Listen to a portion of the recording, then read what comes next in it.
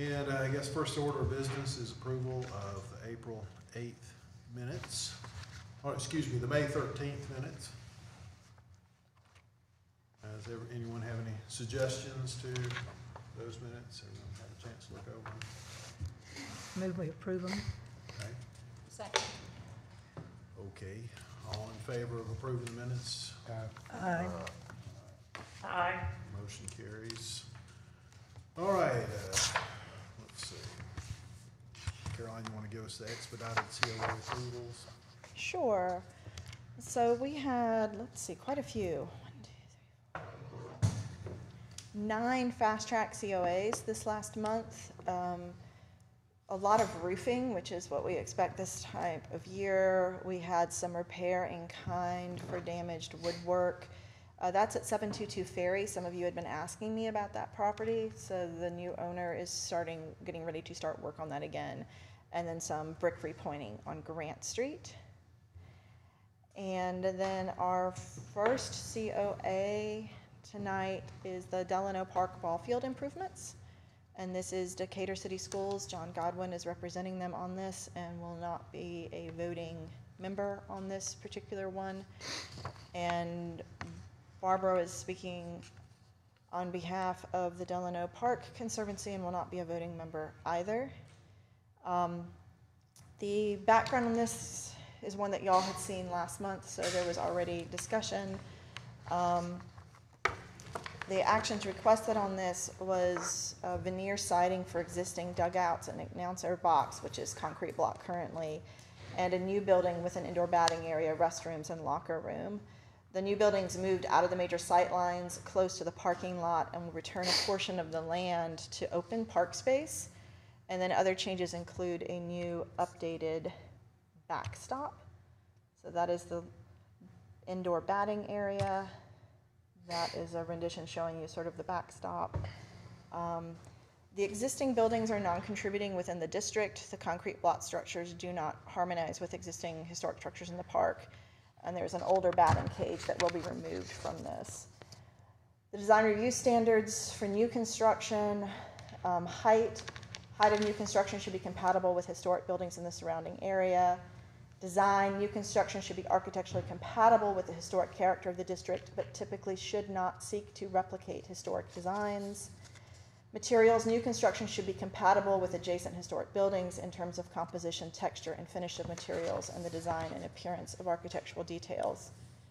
Staff findings, this is a little challenging because HPC guidelines are designed for residential structures more than the park. There are no historic buildings within the park that are easily visible from this ball field. They're somewhat isolated in part because of the plantings screen that is there. The recladding of the press box and dugout does bring the structures more in keeping with the master plan materials used in Delano Park. The placement of the new structure is as close as possible to the existing parking lot to ensure the historic park vistas are maintained. It uses primarily stone cladding that appears to be compatible with the historic character of the park, while the addition of limited horizontal wood siding on the elevation appears to be compatible with the standards for new design, which state that new construction should not seek to replicate historic designs. And those are all of the staff findings on this. Did the commission have any questions for the applicant? John, could you tell us exactly what you changed? I know the flare thing, and tell us exactly what you changed from last month. Does this thing work? Can you hear me? Okay. We changed the flare, took the flare out. The flare is something that has in other parks, but not in Delano, so we took that out. I'm trying to think what else was there. I think there was an objection to the signs, all the Ds all over it. Yeah, there was the last submittal. We had put some signs in there, and we've since removed them. The design portion of it is to where we can that the school can put temporary signage up during during their season, and then that can be removed during the off-season. So that's why I took it off. I know that there were some questions about how many. Now, I think that's something that I don't even think the school knows at this moment what type of signage they're going to want to do. But I would think it would be less intrusive rather than more intrusive. But anything that they put up would be able to be removed, so it's not permanent. Thank you. Does that answer it? That's Okay. my question. Are there any other questions from commission members? One thing I did, I talked to the superintendent this afternoon, and he said he wanted me to emphasize the fact that this is what they're planning on doing. Of course, with everything that's going on right now, budget's going to be an issue. Probably will, especially with materials and that kind of cost. The main crux of what they need to do is the main building, and so he said it's probably going to be phased. That's on the way. When we talk about putting it out to bid, the building would probably be a package, and then the reskinning and changing of the roof would be another package or another price in that. And he wants to do it all, but of course funding's could be an issue. I mean, right now building materials are just crazy, and in fact, there's a lot of. I know that some of the projects that they have right now, they can't get material. So, but he wanted to reiterate that first and foremost, they want to do the whole thing. Secondly, the building's the most important at this particular time, and they will build as much as their budget can allow. Is that then something that we need to take into account? I know last time we spoke about, normally we have, how long is it for a project? I would think that if they were to do the building and they expired the time limit, then they need to come back. Come before. Yeah. I think staff can do an extension. I think that's The what we issue with the do. Thomas House was they were looking at delaying construction entirely. Mm-hmm. So there's sort of two separate issues. One is starting on a project and it This taking is- longer versus one is holding the project. But if they go beyond the timeline, then we can address that with the commission. Not something we need to deal with today, though. Yeah. We're just approving the project as a whole, and then cross that bridge when we come to it. Is there any chance they could move the whole ballpark on the city, on high school property? That's above my pay grade. No. I think, I don't know how Just long get it's it out been of the there. park, It's, and I know Barbara and I talked about that, and I don't know whether that's an option or what. So, only thing that I know is that this is what we've been instructed to do is to provide this for them, and so that's where we are. I would imagine if something were to happen and it were to be relocated somewhere else, then it would be that they would withdraw it. But right now, as far as this afternoon, the superintendent knows that it's being presented, and so I would say that that's what they're planning on doing moving forward at this site. Is it my understanding that they've got an agreement with that the city schools has an agreement with the city to have that site? Or I would assume so. Yeah. I think Parks and Rec. I don't know if there's a written agreement or what, but it's, Park and Rec has approved the COA. yeah, sure. Wait till we're ready, because we need to finish up the commission discussion, then we'll bounce back. Park and Recs has approved the COA. The mayor has placed it forward as well. So the city, whatever the city agreement is with the school district at this point, saying it's the going to be city there. is part of this COA as well. And That is the last information I was given on it. I do know that that had been discussed, but clearly there's a reason they're not going that direction. Are there any more questions on the design? So we're going to open it up to the floor. We have been asked to maintain the 3-minute rule that's maintained at council meetings for people that are speaking on projects. Ms. Kelly would like to speak on behalf of the Delano Park Conservancy. Hey, Barbara. Could I, instead of my 3 minutes, handing out my handouts, can it be separate? Yeah, go ahead and hand those out.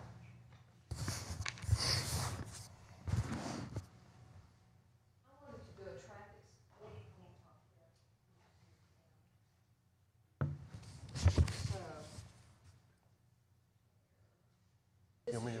You want me to throw these, pass these out Yeah, for you? love it, yeah. Okay, all right, got you. Good.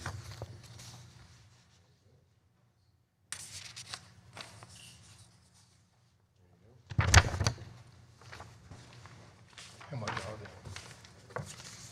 Enough for everybody? Got it.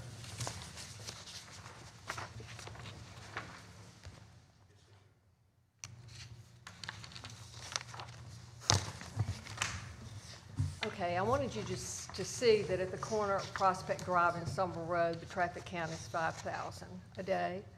And it is a much viewed view shed.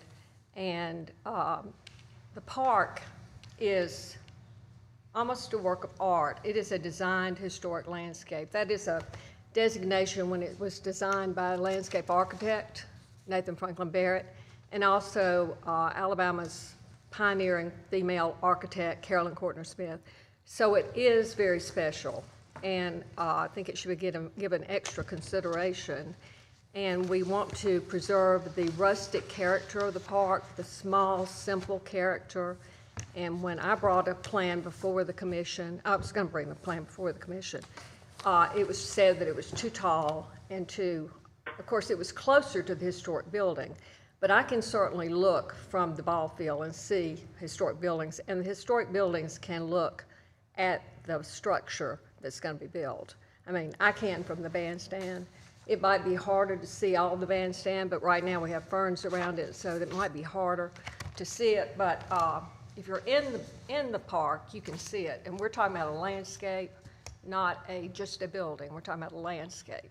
So the main problem I have with the whole thing is the size of the building, which is 105 feet long, something like 20 feet tall, Probably, yeah.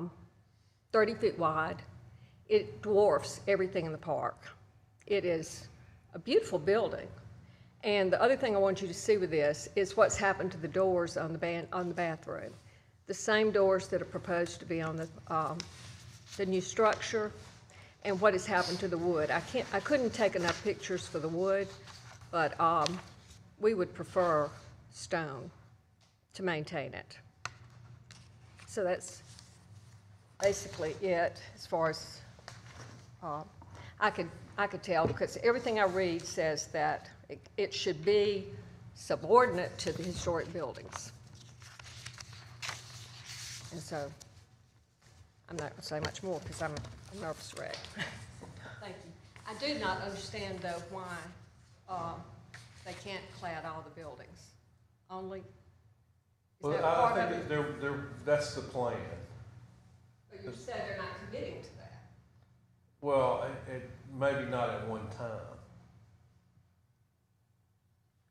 Because, I mean, we're in COVID-19 and, I mean, not anymore, but the whole thing of having to have an indoor batting cage in the park, to me, belongs in a school, not in a park.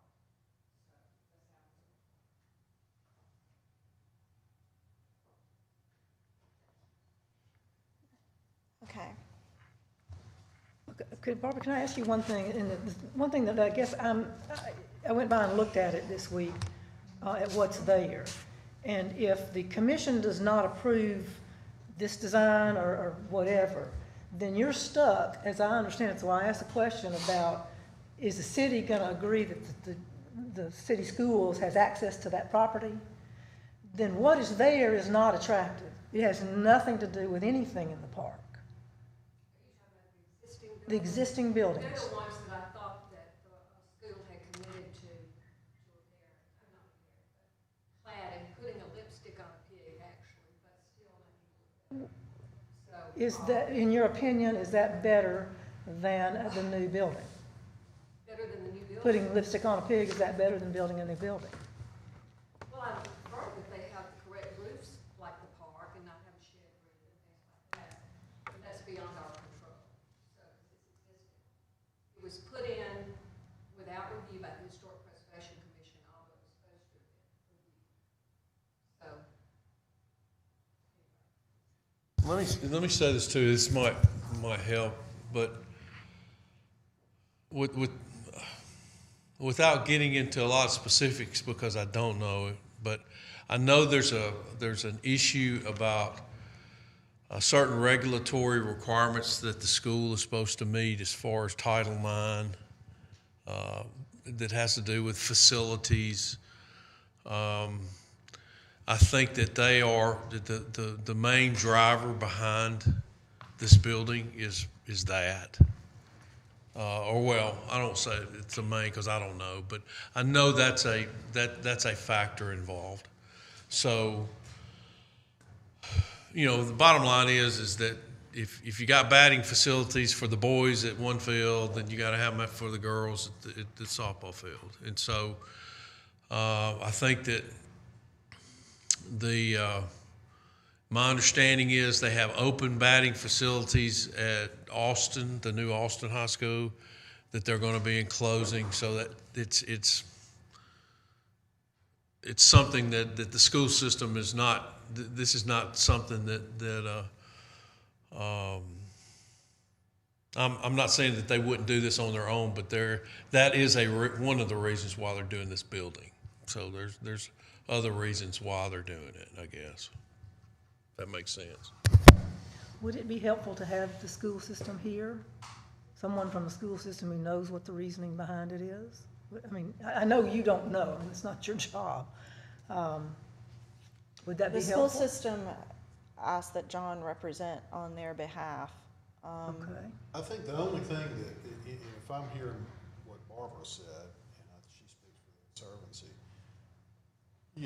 we all know how these things can work. And if the priority is building the big building with the batting cages, and there's not enough money in the budget to reclad the cinder block buildings, Barbara would hope would happen.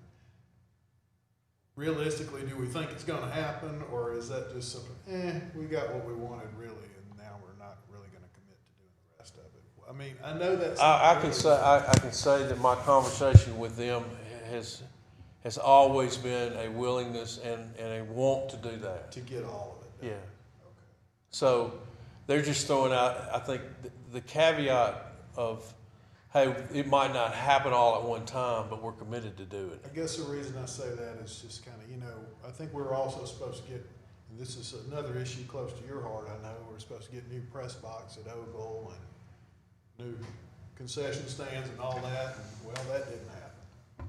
So, Well, it's a realistic concern. I do think that you could, it's not a stretch to say if they do the building, then there's definitely a willingness on their part to finish the whole thing. Finish the job. Yeah. That's all we can say at this point. Now, if there's no building, then I there's- guess I was just addressing, I understand what Right. Barb was saying, the main problem is the ugly cinder blocks buildings, and she was hoping that would at least look better. And now it sounds like she's not even gonna get that, so. Well, and I would remind the commission, and this is with all applicants, because this has come up before,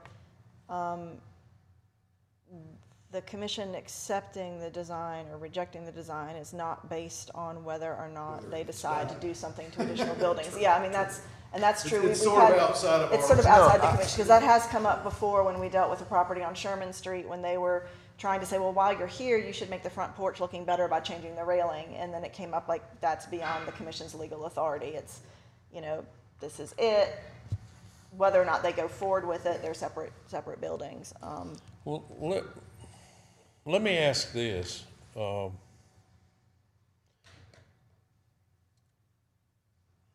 would the commission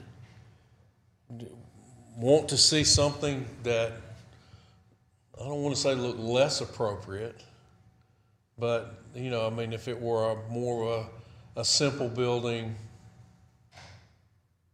you know, take the stone out, make it to where it's not trying to do that. I don't know if it, I don't want to say make it ugly, but is that something that the commission would want to see? I mean, I understand the principle of, you know, making it Make it look like it, making it distinguishable from the rest, but I think we all also want it to be compatible. Yeah, well, I think you get definitely into, compatible. you know, what the meaning of appropriate and compatible and other things like that, but. Well, to blend John, I in. don't recall those questions coming up at the last meeting, which is. No, when it the didn't. commission- I'm Which is just- when the commission was supposed to address Yeah, design, if there was gonna be any redesign, that was the last meeting to then bring it forward on this one. I thought it was gonna be a tweaking of those 4 points, and then we would be prepared to approve that. I think he was just throwing out a hypothetical. No, but I just mean, I didn't realize that the Conservancy and other people were so concerned about the size and the roof fitting in. The Conservancy did not address that last time. They brought in a handout where they talked about the signage, and they were very concerned about matching that stone, Right. and making sure it was the same. John? That, do we want to? I think the thing that I wanted to make sure you understand is the treatment we use for new construction was approved by the Historic Preservation Commission 4 times. And it was that it may have been incorrect, but the Historic Preservation Commissions at that time approved it. So that's why we were so expectant that we wouldn't have to have wood on the building because we've had such bad luck with our wood. And so, it's just a fact. The park department maintains this building, they will maintain this new building, and they do not, take the time to make sure, they wouldn't let me put the doors back on the bathroom. They would not. So why would they on this building? They did. So I'm not sure what that means.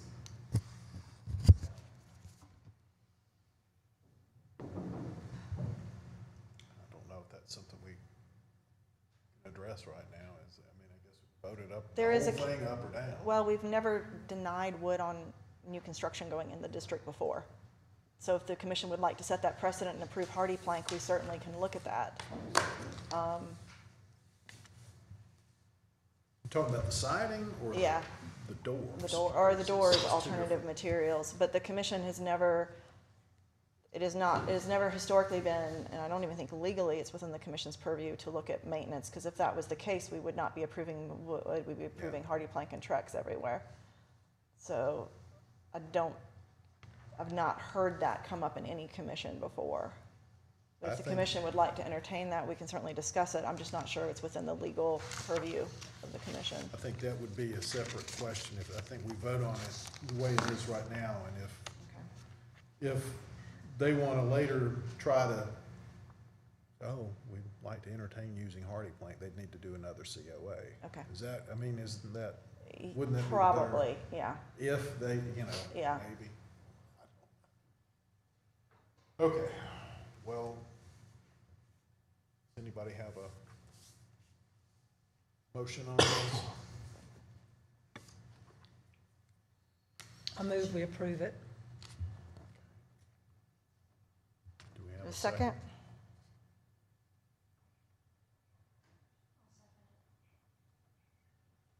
All in favor? Aye. Aye. Any opposed? No, Bill, you opposed? Okay. ugly. So we have a 4-1. The motion passes. John, I will have the COA filled out for you in the district tomorrow morning. okay.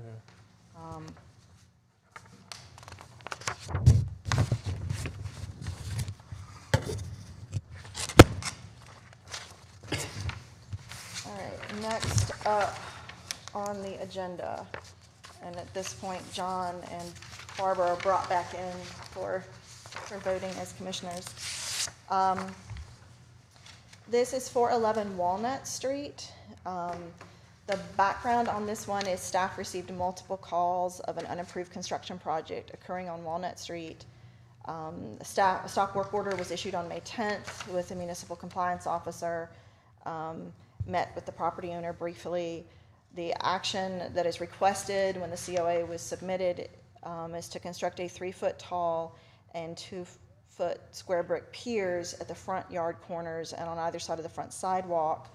Shorter piers in between each of the taller ones. Piers will be joined by a 1-foot tall brick retaining wall on each side of the column to create these planting beds that are approximately 1 foot deep across the front of the property. To construct brick sidewalls on each side of the front elevation that are 4 feet tall. They're 4 foot tall on the east end of the front yard to accommodate a water feature that's shown in the plan. And large metal urns will be anchored on top of the lowest columns. The 4 foot tall wall slopes down towards the front property line, and to do some grading on site. So this is the property currently with the stop work order issued. This is what it looked like before. Here's some closer. This gives you scale. I know they're in the midst of painting it, so this is before it was painted. And this is the site plan that was submitted to sort of show the work that they would like to do. Decatur's design review standards on fencing. Within the district's cast iron and wooden picket fences are typically found along principal street vantages. Brick, chain link, wood plank, and other wood fences are generally located at secondary vantages. Height. Fences at principal street vantages should be no higher than 3 feet. Fences on readily visible secondary vantages should be no higher than 6. Other fences, the use of chain link wire, wood plank, vinyl, solid brick, or open weave fences along street vantages is not appropriate at principal street vantage. The use of these fencing materials is appropriate at secondary vantages or where not visible from street vantages. Staff findings. HPC standards appear to be clear that solid brick is not appropriate at principal street vantages, which would include the sidewalls. Staff could find no approved brick walls with piers this wide in the files when I went through our existing files. The widest approved posts were approximately 18 inches square and were for a non-contributing building within the district. So the one that I could find, non-contributing buildings have a slightly different standards that they work on.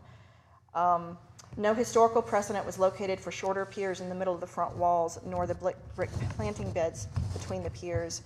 There are some low non-historic, i.e. built before the commission, brick retaining walls in the district. Most are from the mid-20th century. There are at least 2 examples of brick piers in the district that are smaller, and one of those, as I mentioned, is a non-contributing. Carving up the individual lots with low masonry fences and piers, I could not find historic precedent with that within the period of the district's interpretation, which is the late 1800s to 1940, is what we have in our paperwork right now.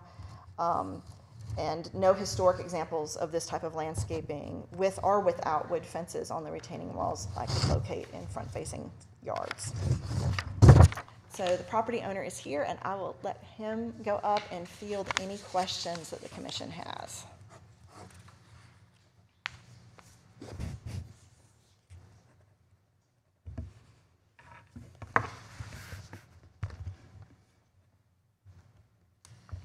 I have a question.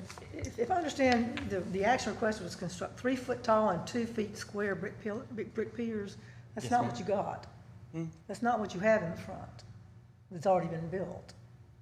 Yes, that's what I have in front. Well, These pillars here are 2 foot, and the height of it is 36 inches.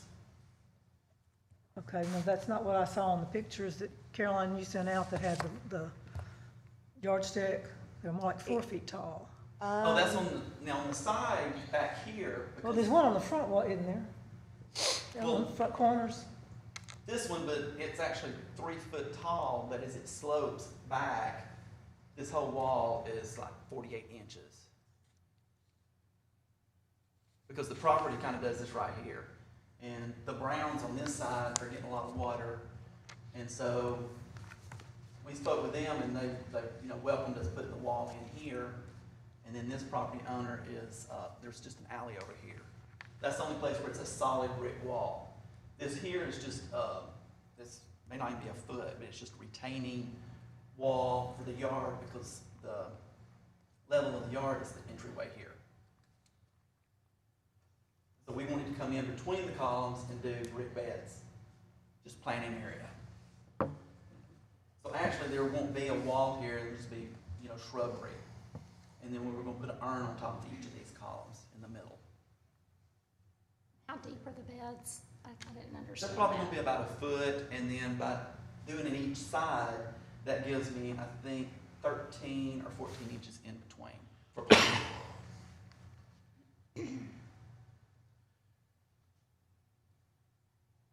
Here's what I would say, I guess. Let me just, and I do want to say this too. Nothing's personal, okay? Oh, sure. Okay, fine. I don't even think this relates to the fencing section in the HBC, in our, whatever these things are, guidelines. Thank you. You know, it's the height, cast iron, wood, other fences, chain link, wood, plank, vinyl. Does have solid brick in there, but I tend to go to new construction. Let's go to new construction. And I think the thing that when I look at it, proportion, rhythm, design, materials. Go to the photograph that has the house, the full across the street. That one right there. And you know, I guess I look at it and I'm going, okay, when you look at proportion, you know, you've got the columns of the house that are behind them, and you know, they're not anywhere near in proportion to that. You know, rhythm, you know, there's a certain rhythm that your house has that doesn't show up in the fence. The design portion of it, you know, design construction should be architecturally compatible with the historic character of the district, but it shouldn't replicate historic designs, which your fence doesn't. It doesn't do that. But I think it's where it says meet the guidelines that draw from architectural vocabulary of the district.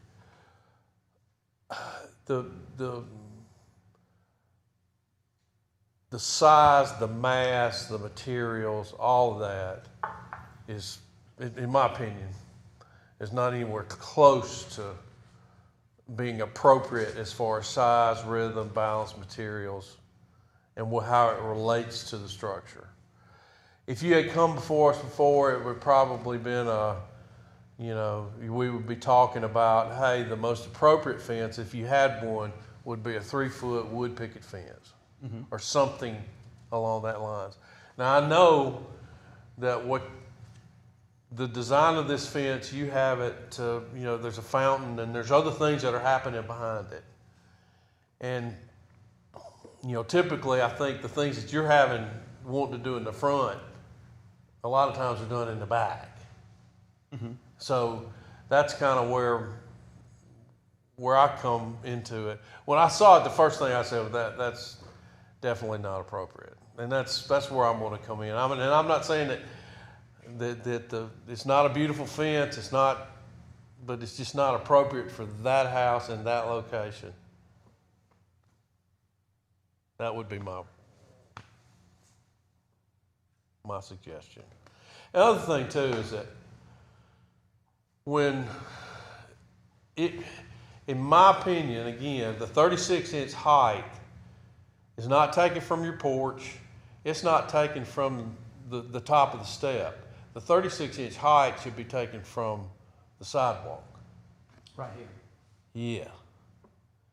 Yeah, because that's where when you're looking at it from a street vantage, mm-hmm. That's where the 36 inches is. Now it might be 2 feet on the other side, but that's because if you take it on the other side, then the dimension right there at the sidewalk is. Did you get one of those? I don't know, it might be a good bit more than 4 feet. No, it's not, just go back to right there, Wait, which one? next one. The one that Right there. doesn't have it, yeah.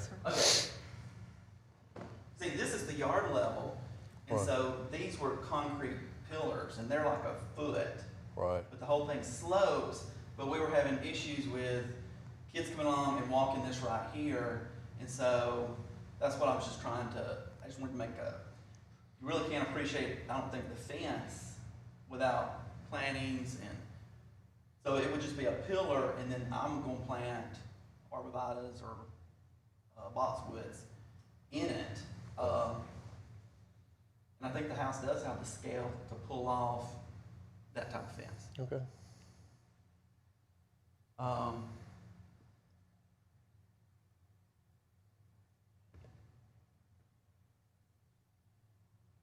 And granted, yeah, most people will put a fountain in the back. Our backyard totally slopes, so that's not an option. So basically, Yeah. I kind of want just a small courtyard type Mm-hmm. in the front facade. But I think the brick is much more attractive than just the concrete.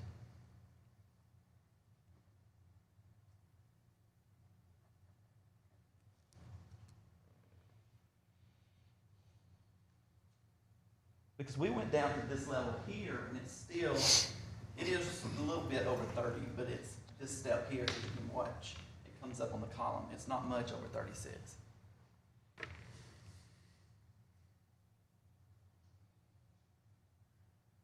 And that's what I was kind of going on, is I had that, which I got from Mr. Odom. So, you know, I knew the sides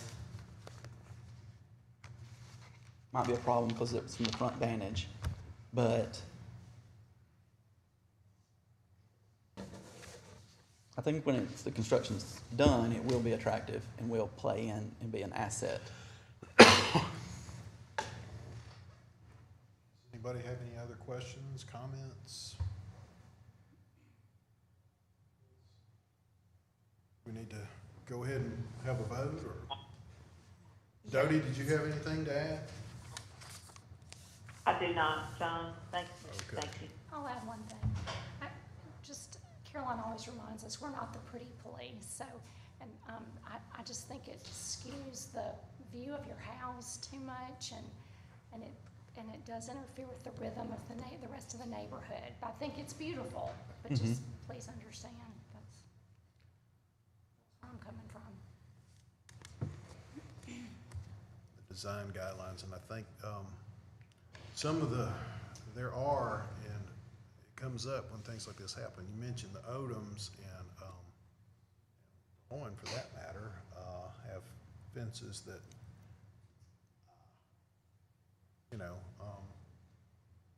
substantial, but I don't know that those are certainly not anything that, I don't think that those, were y'all here during those, when those were approved? They don't seem to go I by could the not design find them review within the guidelines. files, so they may be pre-commission or very early days when the legal standing was still forming. I mean, I dug through everything I could find. And I can understand, but even so, I think, that's the thing that needs to be it's something that we have to, it's our job to go by the design review guidelines, and that these, need to have, it's the kind of thing that we have to approve, ahead of time, so, anyway, does anybody have anything to add to that, or? So, okay, so you're saying if it blocked the view of the house, so if we just kept the plantings lower? To me, it kind of, what John Godwin was speaking to also, I just think when I drive by the street, all I can see are the columns. I don't see your house, the post, when you start looking at the dimensions, excuse me, of the post, the columns columns on the house compared to this, I do think they're totally out of sync. And so, like I said, I think it's pretty enough if your house was out in the country and could do anything. But what I try to look at too is I imagine, for me personally, I look at the guidelines and then I think, what if I saw this on every single house in the district? How much does this interfere with the rhythm of the neighborhood? I mean, my house has one. My house was built in 1990, and you know, I don't think it works. You know, but it was there when I bought it. So. Right, and the house, I think next to you, has a lot, kind of the same thing we're doing. Yep. So, but, And that was added onto that house when they built mine. Does yours predate the district formation? I don't know. It You know, was the- 1990. Yeah, that's right before the guidelines. So yours would have come in right before the district was formed. and I mean, some of it is, I do want to enclose that because we have so much traffic on the road and we have so many people walking up and down the sidewalk from the liquor store. So I do want to create a little bit of barrier there.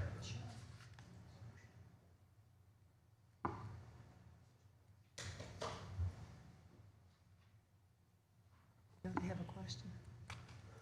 Dodie, did you have a question? I just have a comment. I think John Godwin verbalized my feelings. I think that it's just so out of proportion for the house and for the neighborhood, for the rhythm and the scale of the neighborhood. And David, I would encourage you to take advantage of the resources that you have on the commission to work with them to create something that's more in keeping with what meets our guidelines in the historic district. You know, there is one thing in the fencing section where, in other fences, you know, and the use of chain link, wire, wood plank, vinyl, solid brick, or open weave fences along street vantage is not appropriate at principal street vantage, which would be, that's where this is, on the principal street vantage. And I think the danger of a lot of times if you have a solid fence, especially a masonry fence, is that you start to obscure, it's doing what you want it to do. It's obscure make my front yard a little courtyard, a private courtyard for the most part. And I think that's the reason why they say, or our guidelines, or one reason why they would say, you know, that's not appropriate on the front. It's appropriate in the back. And so, and I think that's where, you know, when we look at solid materials, you know, with brick and But now, so you're calling this area here a fence? It's just, let's say, retaining a 20-foot brick section across this, that's open. I mean, there'll be plants there, but that's not a solid fence.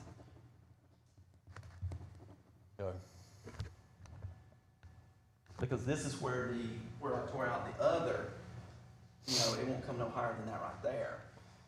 So, you know, it's not a solid fence across the property. but it's on the sides too. It is on the side. I mean, the sides, I could not do a solid, that had just kind of been worked into design to make it solid for the water feature. Right. And to give us some privacy, you know, between the neighbors and then the alley on that side. Because as it was, I had a neighbor and she took out 2 of my trees. It's a one-way street and, you know, they always turn short. Right. So she took out one of my arborvitaes.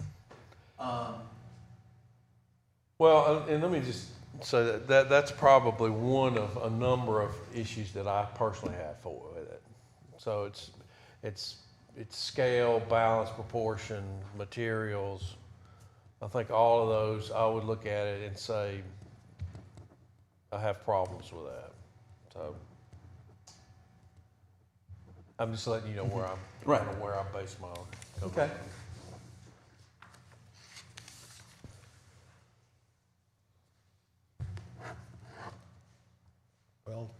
Does anyone want to bring this to a vote? I can make a motion that, if there's no more comments, there are no more comments. I can make a motion that we approve it as submitted. And John, anybody is that your motion? second that? Do we have a second? Second. All in favor? No. I'm not there yet. Okay. All opposed? Any opposed votes? No. Jody? No, All right. no, Unanimous. Motion fails. So then what we need to do is to work with the applicant to create a COA that will pass.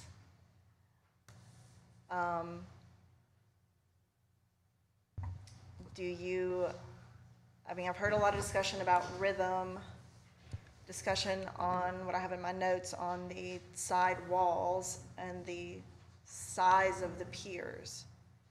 I haven't heard concern per se over the low planting beds in the front. So if you were going to give them guidance on what to do on a new COA, what is the commission looking for that you feel is in keeping with the rhythm appropriate and what has been approved with other properties within the district?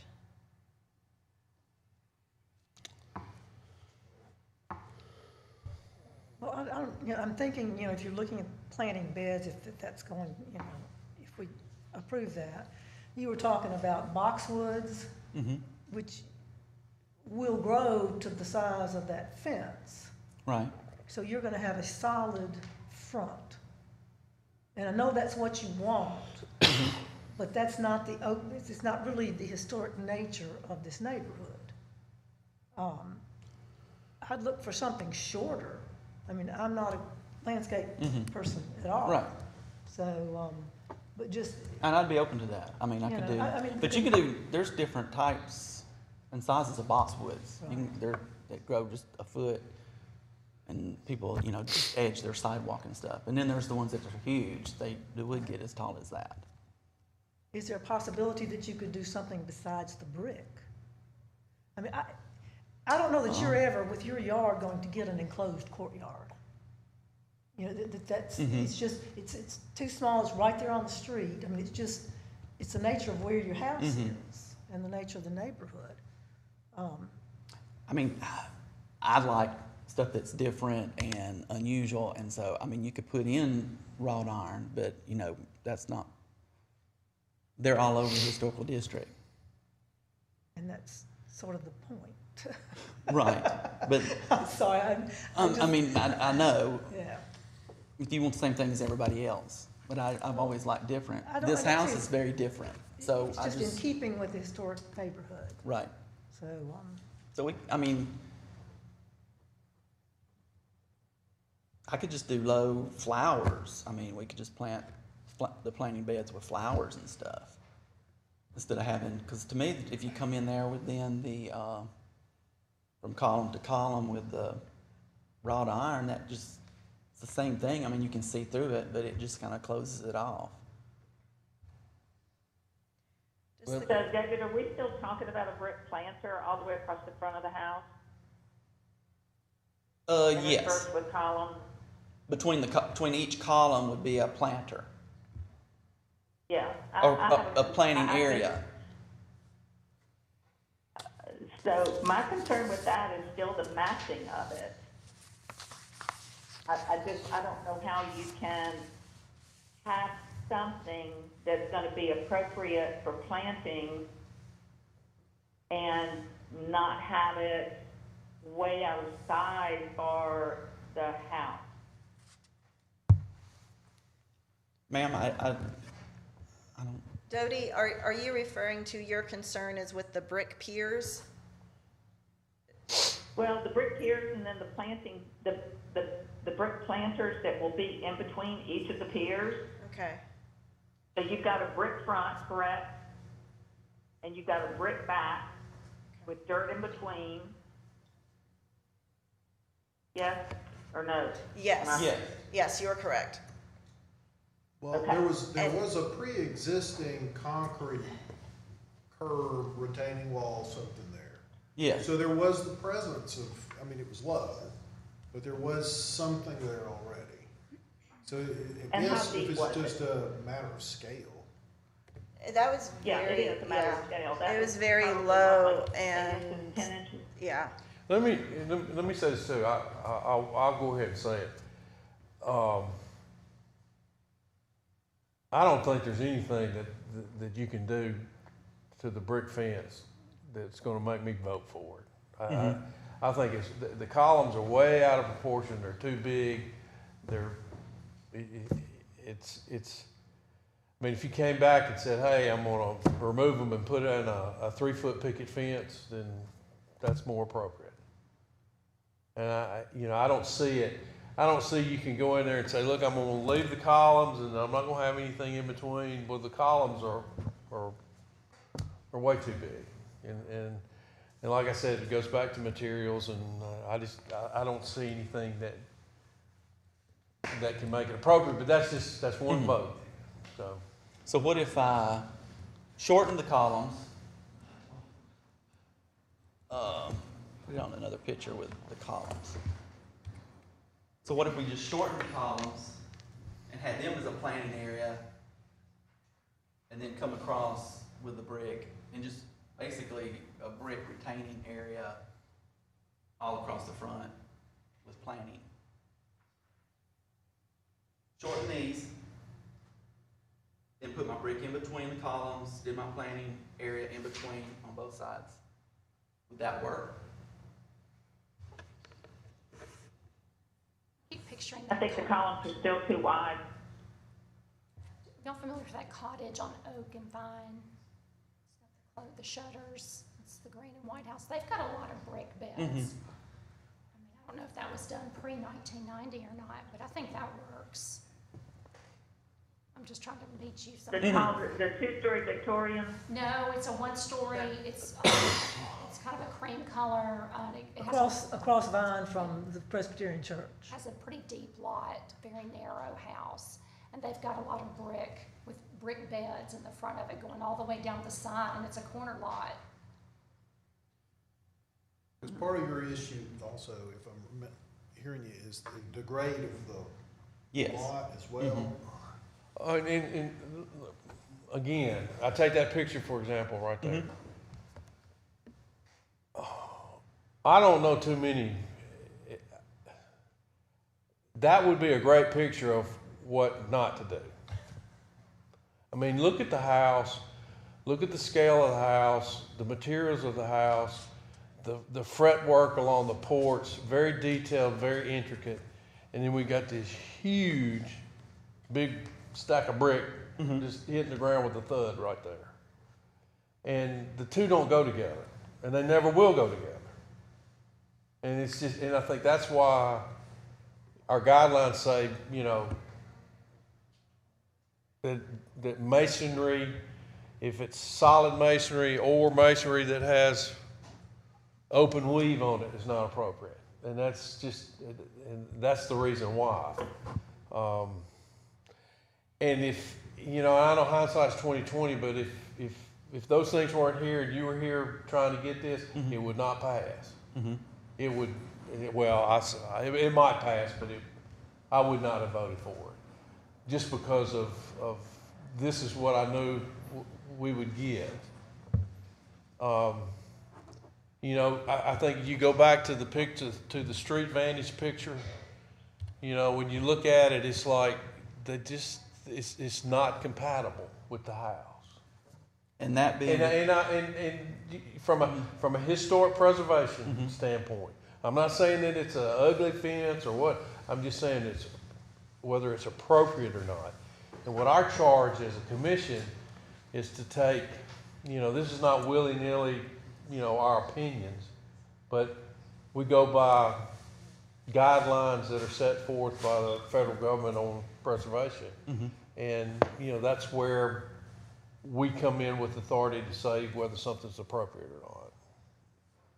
So if what I'm hearing from the commission to help him come back and to finish his design is the commission's concern is with the scale of the brick work and the columns. So if he were to come back with smaller columns filled with either wrought iron and picket, is that something the commission wants to see explored, or does the commission feel the standards call strictly for the wrought iron or picket without any brickwork? I just want to give him direction so he can get moving to come back. And I realize that y'all aren't designing for him, but just to sort of say, hey, we would entertain this, but we want to see a lighter approach, or we're not sure our standards allow us to entertain this. So sort of give him some direction so he can go back and rethink through the process. Because what I've heard so far is the scale of the brick columns, regardless of what's between them, the commission is not comfortable with the height or the actual perimeter. What's it called? The thickness of them. My vocabulary is failing me. I mean, to me, I go back to the brick on the front. To me, the brick on the front needs to be minimal. Okay. You know, I mean, and that's, Okay. I think, you know, I hadn't thought about that house that you were talking about, but they've got, you know, I think it's no more than this much. And they've got a lot of little, I mean, drive by and look at it and see, and their house is similar to yours. I think there's more one story or something, but it's a similar type columns or whatever, and it just, it's okay. You don't see that as much as I see all that brick in front of this real pretty delicate columns, and as you said, you know, it's just. Okay. Okay. But now the house has a brick foundation, the porch, and in the back of the house is brick. Okay, I can't see the back of the house from the street. Oh, I know, that's what I'm saying, but, you know, we were saying brick, and so, but if we came across here and just took this down and basically replaced it and did brick across the front, just like we had those concrete things, would that not be acceptable? Because I mean, I want a retaining wall here. I want my property line outlined. You're talking about replacing that existing, was it concrete? No, there was a concrete that was there. Well, I think it was there. It looked like it was about- That was- Yeah, it was over a foot because we busted it So out. there was something there. Again, if it was. And the brick were much more attractive than that was. I don't think I'd have a problem with brick replacing, I mean, since you dug out the concrete now, with brick replacing that. It's just when you begin to get up in front of the The height, I think porch. it's the height and scale of the columns itself that is. So we could So- take the columns down. But what am I still hearing the commission saying it's not just the height, it's the width, and that they want smaller columns and shorter columns, or just, okay, that's not, okay. So that would just be like a 2 foot or a 2 foot wide bed coming across the front. You wouldn't know that these were columns. We could knock them down to where it was just even coming across the front. Plain bed height. Like a 1 foot brick band across the front of the property. And we can take them columns down to But you need the that. columns, the width that they are at the bottom? If you're I need the reducing side column- for my beds. That's what I want is the Yes, side. beds is Okay, the but the columns. Okay. Okay. Because I don't have much yard, and that conserves, you know, my area with the planting. So it would be no, I mean, I can deal with that. And it'd just be brick all the way across here, and there'd be planting inside of it.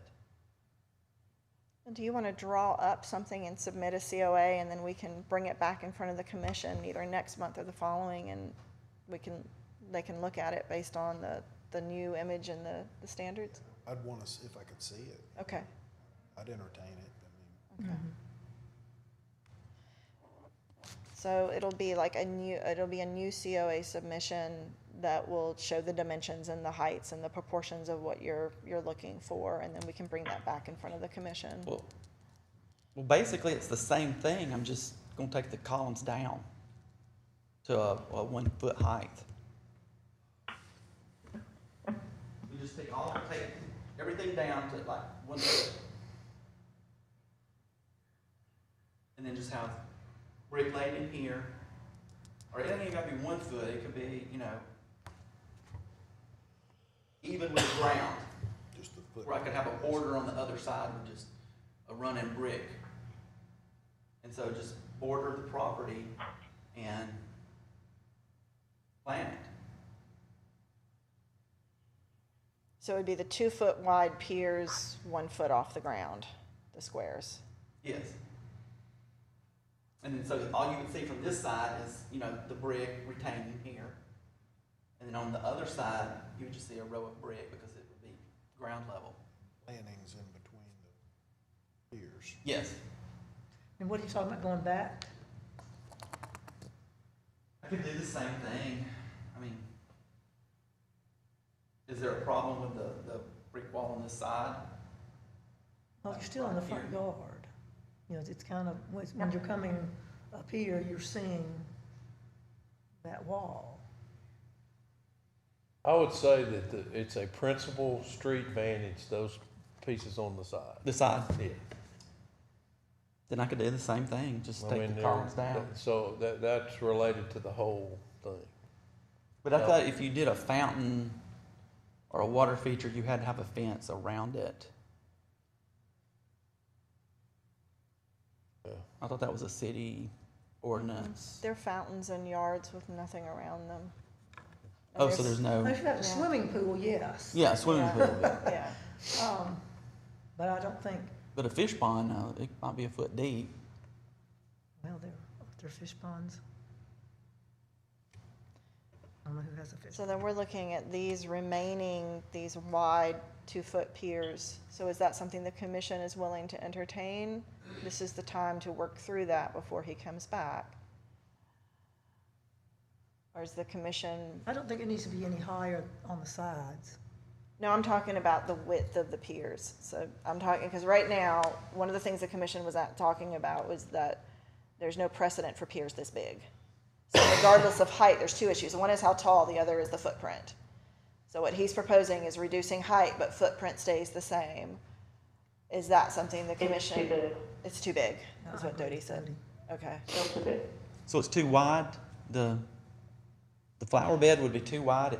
No, it's the columns. You know, when you mow those down, you've got a huge, this much. But it would be brick. the same height as the front and the sides. But it's It just- wasn't height, they're talking about the the width mass. of the pier, the Yeah, mass of the mass pier. So they're not talking about how Okay, tall but it the pier is. won't be there. But So are you you have talking the about base pulling, are you talking about then pulling all the piers out and just doing, so pulling all the existing piers out and then just doing a brick bed? Yes. Mm-hmm. Okay, so, Because I have my foundation here, so I can just take this down and run my brick. Still be the same, be going from column to column, 1 foot high, and then on the sides. but you're talking about leaving the columns there, just shorter. So that's still what I'm asking to clarify for the commission, because, Well, no, I mean, we could, well, it's gonna have something that's wide enough for planting. So why tear all of this out, just take it down to the same height? It would be like edging the yard with brick. yeah, they weren't, because there was the width is what I was hearing about, and that's what Dodie and Lynn were saying, that they felt the 2-foot wide versus a smaller pier. How high would the in between the two, in between the piers, how high would you say the brick would be? I was just gonna go to grade, and then maybe a grade, a brick above grade. Mm-hmm. That's basically all it would be, is a brick retaining wall across the front and the sides. So Lynn and Dodie, are you thinking of more of an 18-inch pier, which is what we have in other examples, to bring it down in scale? Are you thinking no Yes. piers? Yes, Dodie? Yeah. Lynn, I okay. think smaller, that's the, you know, I So see not- what you're saying, I know you're gonna bring it down the Mhm. height, but the bottom of that pier is still going to be, Mm-hmm. But I don't have to have that pier. I can take that down. okay, And it just be a running bed. just a running bed. Mhm. I mean, I think That's what I'm that would be, yeah. Mhm. I mean, I think we're probably talking about the same thing, Yes. we're just not, Mhm. I'm not understanding. So, yeah, if you took the piers out, basically, and then just made a corner with your Mhm. bed, Yes, Okay. it'd still be coming off the same Yeah. pier, so Right. actually I just take the pier down to the height of the retaining area. So, but are you taking out the in the pier? You got the retaining walls here, and all of a sudden it hits a pier. And right Mhm. now you've got Yeah, a 2 foot. yeah, and I just run my brick from around the yard. No, but I think that's where we're talking past each other, because Len and Doty are essentially saying, what I'm hearing them say is a 2 foot wide pier, they're not talking about height, is too wide, and they want to see that footprint Like a reduced to 2 foot 18 wide inches. pad, So they want to just see the call it piers pad. removed and Mhm. smaller Well, piers he in was their talking place. about putting urns on those or something. Well, is that on the front or the back, or? They were gonna be in I mean, the the center. middle or It the was gonna be, the top? urns was gonna be in the center. Okay, well, you're not gonna have that pier there then, so you still No. gonna put the urns there? Well, I'd still have that, but it would just be lower. And yeah, I might put urns on across, I don't know. Probably a bush. Can we give him some guidance from the other commissioners on the pier widths, just so he knows what he needs to be working on to come back in? Are we looking at shorter 2 foot square piers, or are we looking at smaller piers in terms of their width? Because I would I like to think they make need to sure. be smaller. Okay, so Len and Doty have said smaller. I'm It's trying to get a difficult for sense. me to visualize, you know. John's having a difficult time visualizing right now. Godwin? You talking to me? Anyone else named Godwin? I keep picturing something like this, like that would be the left side and the opposite would be the right. Yes. And you could You, carve I don't that have out that those picture that you existing have on there with the Mhm. concrete curb. But otherwise, I do think if that column is staying there, it's too big as is. Where Right, you- so Where's that? there would be no columns. Okay. It would be that L right there. Okay. Understand that. But as long as you're gonna dig the base of that column Something's out gonna to, come out to match. Where's That's the what we're one talking with the about. concrete It's not curb? just bringing the brick down to here, Mhm. and then you still got a pad this wide. That's what we're not Mhm. Right. liking. I mean, that's what we're saying. Mhm. So it would, you've got, have 2 feet or however you've Where's the one got with the this way, concrete curb? a foot tall. What I think what she's showing Just is the you just concrete turn it. curb. Yes. So it's only that distance, but you don't have a huge mass of brick there. in the Right, I know. I won't have a column there. Okay, as long as we understand, we're talking columns versus pads. So So are when you you, talking about putting, instead of that concrete, you're gonna put brick and it's gonna be about that high right there? Yeah. Well, it'll be a little high. See, this high, this is deceiving. This Yeah. is up here, and then you can It see rolls how this down to- goes down. Yeah. So I just wanted to level the yard up. So I'd run the brick across, but it would be level. So you're talking about then, as the brick goes down, it would gradually get, Yeah, Yeah. it might, it might wind up, that's a pretty good drop in grade there.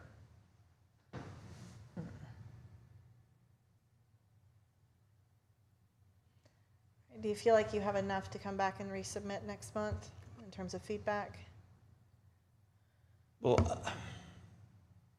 I agreed to do that. I mean, do I have to come back? I mean, They I'm a need travel nurse and, I had to take off to do this, so I've got brick masons willing to work, so The I can just, commission- I could have them tear. Carolyn, Yeah, do you feel like you have enough information from the commission to work directly with David? no, because it's contradicting each step.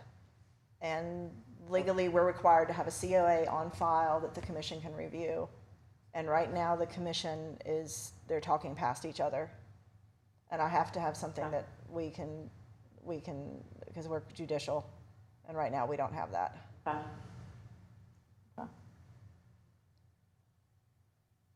But, I mean, no matter what, you need a drawing. I mean, so, Okay. right? I mean, Now, it can be something where if, you want me to work with the applicant and I can present it on his behalf, so he doesn't have to be here, Be fine. That'd be that's, fine. so that he can continue, that's fine. That would be fine. Free to do that. I think that way he could keep his masons, so we'll move on to But, another job. but right now, we can't do anything until the next meeting.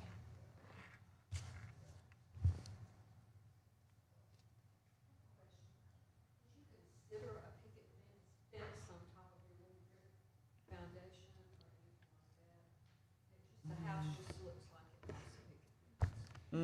No, I don't care for picket fence.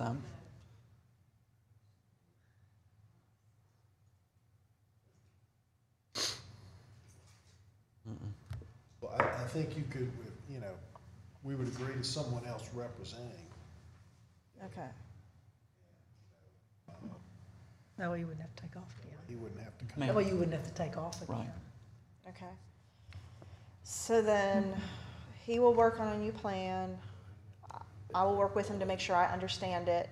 There'll be a plan, a COA submitted for approval, and we will come back. It'll be due in about 2 weeks. 2 weeks is the cut point for the next meeting. Okay. And if I've got any questions, you know, we can follow up and I can talk to you and we'll figure it out. And then if he has to work, I can submit on his behalf at the next meeting. And what I'm hearing, to make sure, because I don't want this to go round and round, because I'm the staff person that has to deal with this if this goes round and round. What I'm hearing from the commissioners is the low brick wall, they seem to be amenable to looking at the very low planting bed, the low brick planting bed. But the width, the current ones that are there that are 2 feet wide, you were looking at something more like 18 inches wide total. So I'm hearing that they're not looking for something the scale of what's there. So it would be these get pulled out and what goes in its place is smaller, is what I'm hearing, correct? So that I can help him appropriately? Right. Okay. All right. Does that make sense? Well, it does, but Okay. it's still gonna be the same width. So these brick, I want a 2 foot wide bed. So the bed will still be the same width as it is currently now, the brick pillars, they just won't be there. Well, before it was a 12 to 13 inch. Well, that's when you put the brick in. Yeah. That's how wide, Yeah. that's what I'm saying, I need I want Okay. as wide a bed as I can get. Okay. So to now we're plant. back to a 2 foot square. So which if you is come what I- around that property 2 feet, it's basically gonna be what it is now, except it will not have no columns. They'll all be knocked down to the same height, so it's just gonna be 2 foot brick surround. So then what is the commission thinking?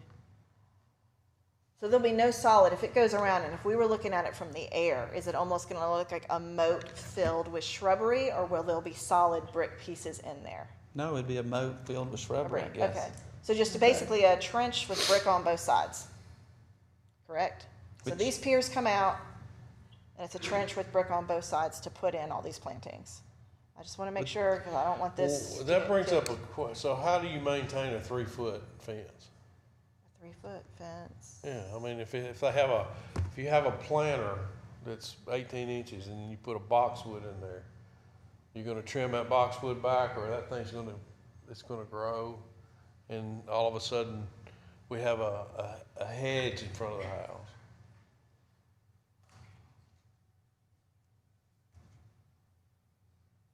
I mean, I understand you want to do something unique and different. I understand that.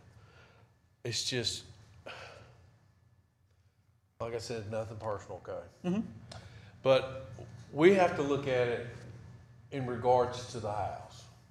Okay, what's appropriate for the house? And so what's appropriate for the house sometimes is not necessarily what the current occupant thinks is appropriate. Right. You see what I'm saying? So, you know, if I look at it as if there's gonna be a planter, a 2 foot planter going around there, and it's gonna be filled with some shrub, then who's to say you can't put a shrub in there that gets 6 feet tall? So all of a sudden your house is completely obscured with 6 foot tall shrubbery around it. Right. And, you know, and that definitely would not meet our guidelines, and So then, John, at least in my opinion. so then are you asking for, and we have done this with other applicants, they always turn in a planting schedule. So I'm assuming what you're wanting to go with this is a list of plants, which is what we did with Gronsky. Remember when we did the review for that? It's what we do on the large landscaping plans, is there's a list. We did it with the one that had the fire hydrant in the front on 4th, where they submitted their list, because I remember, Barbara, you were talking to them about helping them find things that would work. So we want a site plan with dimensions of the brick planter thing, and then a list of the shrubs that are going in there to make sure that they're fitting. Is that what I'm hearing? And we've done that. I mean, that's pretty standard. That's pretty standard for landscape plans. I just don't know if we've had an applicant where a hedgerow is gonna be put in front of the house. Well, at one time he said just planting. I mean, if there's a 3-foot cast iron fence, I think and the you only put it there concern today, is, I think, 30 years from now, really it's gonna be a tall 3-foot cast iron fence. things that completely. But 30 years from now, a boxwood, a little miniature boxwood, is gonna be 6 feet tall. I got them in my house, in my yard at my house. Yeah, I've seen yours. They're up to the windows. And then, you know, so I'm just saying that, so what happens is that if we do that, then there's gonna have to be maintained at a certain level. But you Okay, can't so what get a you're saying- plant to grow So what and you're say, saying stop is growing. you don't want a fence by proxy. You're essentially saying you want to make sure that the plants that go in there are kept low. Well, I'm just saying that this Okay. would be we'd have to figure out a new way of doing it because we've never done this before. So, okay, That's what I'm saying. what if I had no fence and I just come in there and planted shrubs? Well, in my opinion, you'd be planting, you'd be putting a fence up. You'd be putting a hedgerow in front of your house. Right. But, so I can't do that, or? If it's a significant change in the landscaping, the commission does review it. So if you were bringing in a new master landscape plan where you essentially pulled everything out of the yard and we're starting from scratch, the commission would indeed review it. And they have with others. But, I mean, we ain't got no boxwoods now. Probably that would be, I mean, we'd probably plant flowers. But it's just gonna be planting area.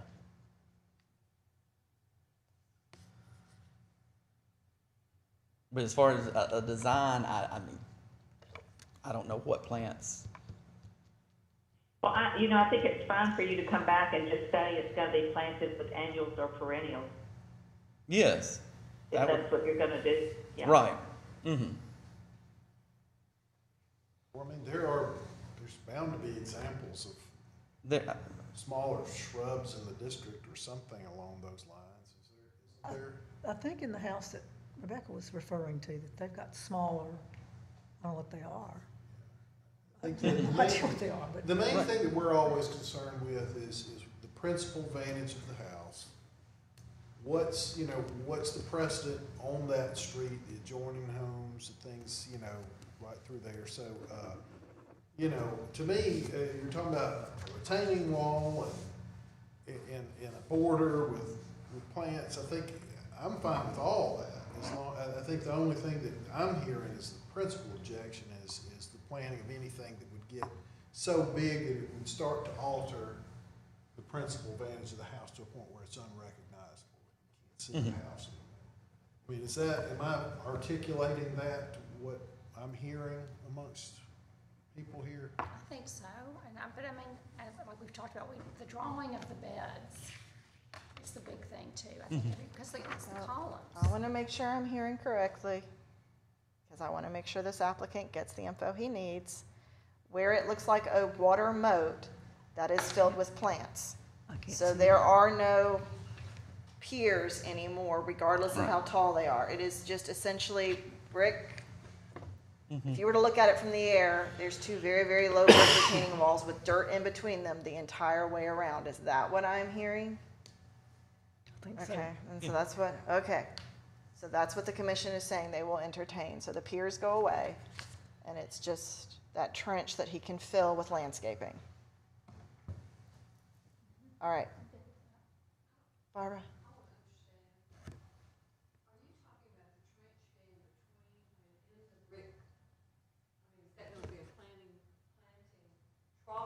yes. Or is your whole yard gonna be, No, it's just between the brick. but you're not gonna have very much Well, see, that's why I'm, And a lot of things are not gonna live. I mean, you know, to have good drainage and just, it's gonna be difficult. well, but a 2 foot bed, Yeah, but if you've got brick on either side, so you won't have 2 feet. I mean, you're gonna have. well, that's why I was trying to keep this to a minimum. But if I have to take out the columns, well, then I can do wider, but I'd prefer to just keep it to a 2 foot and have the Well, 1 foot bed. is it possible, it'd be cheaper too, but I don't know structure on it, just to do the outline, like a picture frame, just that one brick, and then it just goes to straight grass and not have the brick on the other side? I'm not sure what you're wanting. I'm just trying to think. Like a single white wall. It'd need to be substantial enough to be a retaining wall on that one grade. Well, it would be what, 2 bricks wide? Is that what they need to be, John? Is it 2 bricks I wide? don't know. It could be a single white wall. It could be double wide, triple wide, whatever. Okay. I don't know. Did that make sense, what I asked? I mean, would the commission entertain either of those, or I want to make sure what, I would entertain either. okay. I'm hearing that from some. Yeah, well, are we talking a single brick outline? Yeah, we're talking either Rather bricks on each side, in which case you have a narrow planting bed between them, but some commissioners are raising concern over nothing's going to live at that point because you have this, brick space and drainage issues. And then the other was, well, wait a second, what if it's just a very simple brick retaining wall that goes around it? Right, just to give a clean edge to the Yeah, yard. and then he doesn't, on the inside, he's got mulch or whatever on the inside. He doesn't have Yeah. another row of bricks to deal with. Yeah, that makes more sense to me. Okay.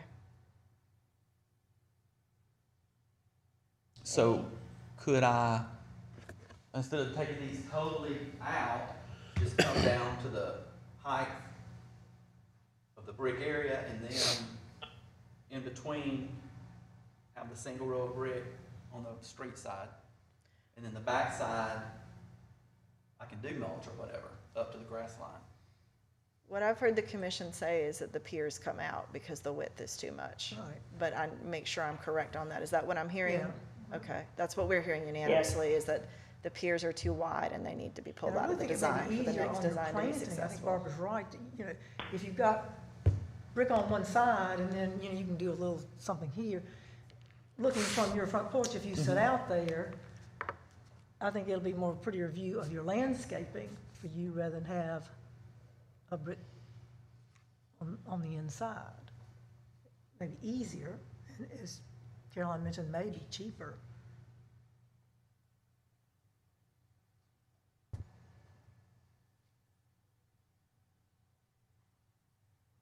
Okay. I don't see the problem with taking these down to the retaining wall height. I don't see why it should matter what it is on the other side, me looking at it from my porch. I don't know that it does, but no, Because from the street, I mean, you've understood you're what just Caroline gonna has see, said. you're gonna see the 1 foot height here. You're not even gonna know this is a column. Right. All you're gonna know that it is a brick retaining wall running the length of the property. No, are you still talking about when you take the column down to that height, that you still got a big brick pad? Right, but you won't see that from the street. I'll know it's Well, I think- there, and I can plant inside that brick area. I can plant inside of it. It's You wouldn't know that it solid. wasn't a plant. It's solid, isn't it? No, What's there now, if you take it down, what's there now is What's- solid, What's in the correct? middle of no, it? there's nothing, it's stacked with old brick and dirt. Okay. They're not solid. This is took down. What's the concrete on the top of them? It's just on fill? So if you bust that concrete out, there's fill in there holding it up? Yeah. Let me ask you this, you plan on painting that brick? No. Okay. No? Uh-uh. Okay. I mean, I can if that, I mean, I didn't know that's what you were planning. I really didn't plan on that. I'm glad they're not solid. That'll be less cost for you guys. So we're still back to, I need guidance to make sure that what he brings back in front of the commission. What is It's gonna explaining, if there's fill on the dirt fill on the inside of those things, it's not a massive column anymore. Okay? It's So what it's gonna look like instead, just to make sure, because he and I do not want to be doing this again.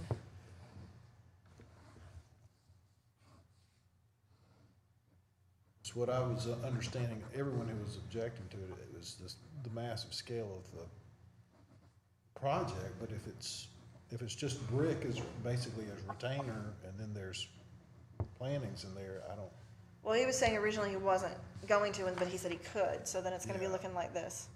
I think I missed one, I think there's gonna be a fourth one in there, but that's what we're talking about. I'm hearing not all commissioners are in agreement. I think, I heard people object to it. I'd probably be okay with that at that level. But, I mean, still, we'd review the COA, right? But I mean, I'm fine with that in theory. Okay. All right, what he and I will work on is a couple of options to make sure Okay. that we're good. I will follow up with you tomorrow, when I get in the office, Okay. and we'll move forward on it. Okay. Sounds good. Okay.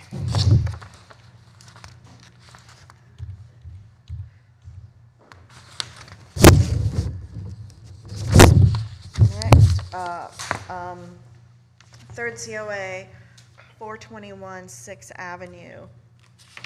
Some of you remember this property. This is one that was foreclosed on by a bank over a year ago and was in code violation for porch rot. COAs were submitted for repair work by the holding company last summer, so I worked with them to make sure that they kept the historic kitchen door and that the historic columns stayed on the house. I was also on site when police came to secure the side entrance, and that's when I made sure that the door was retained. A realtor for the property reached out to staff for a site visit with the potential new owner when the property was under contract. So I met with them to answer questions about the COA process and district procedures. I met with the new owner again on May 10th after closing to discuss district guidelines and procedures again and reiterated the COA process. And I was questioned on multiple pieces of the house at that time, one of which was the massive pecan tree on the front corner. And that's when I said that I could approve a COA if an arborist has come in and said that there's, rot or decay, like an emergency COA. But beyond that, it needs to go in front of the commission. And then several days later, the tree was just removed. It was cut down from the site. So I met with the applicant at the planning department on May 17th to discuss spot zoning for the site. And we discussed, the commission's aware we're looking at maybe an overlay or something for those houses on 6 potentially to give them more flexibility. And the applicant then sort of apologized for removing the tree without a COA. So I brought John Godwin in as commission architect for the third site visit with the owner on site to discuss landscaping, the tree canopy in the neighborhood, which I know the commission has been focused on, and on the street. And we also went through the house and discussed other possible changes. It was at that visit that we discovered the historic side door had been removed from the house. So there are multiple fast-track COA properties on this that have been approved for siding repair, roofing repair, gutters. All of those are approved and moving forward. There will be potentially other COAs for the commission to look at some point for a new front sidewalk, potentially a detached garage. But tonight we're focusing on a retroactive COA for the removal of the pecan tree, and it's still there in the front yard. What you see on the screen, the triangle is where the tree was located.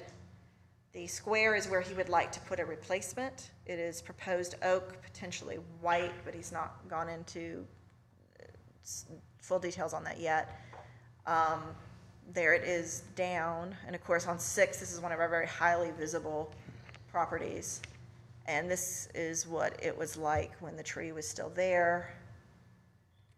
And that is what was on the side door for the kitchen, the historic Victorian era door. So I will go back to this so that y'all can see it.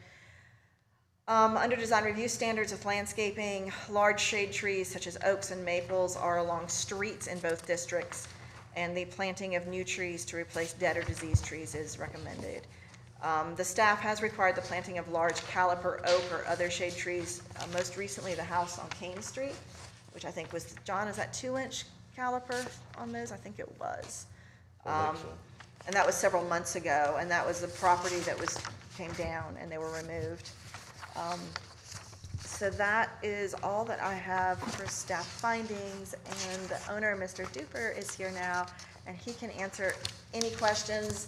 And I'm sure if you have any questions about the rest of the property, he has been all over it, and he can answer what he's doing and looking at and working on with the property.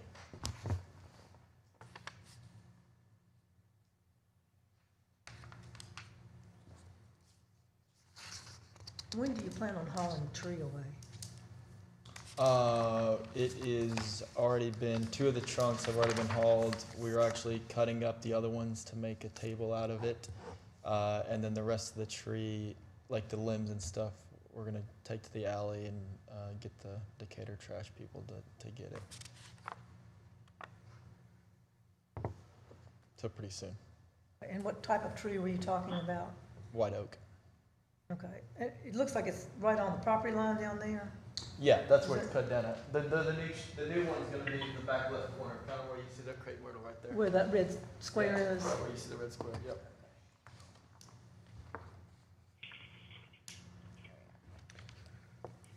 Is there any discussion of this? And I got questions for what's going on? I have a question. I'm trying to understand why Mr. Duper, after having discussions with Caroline and John, chopped down the pecan tree. Yeah, I think I needed to learn how the process worked, and I wasn't sure how it really worked before. I just heard stories of how it worked, but now I know, and I want to work with y'all. Obviously, this is a pretty visible house for all of Decatur, so I want to make it better for Decatur as well as myself. I think when we went by, we told Austin, anything on the outside needs to come before us. And if you do anything on the inside that affects the outside, you need to come before us. So I think we're pretty clear on that now.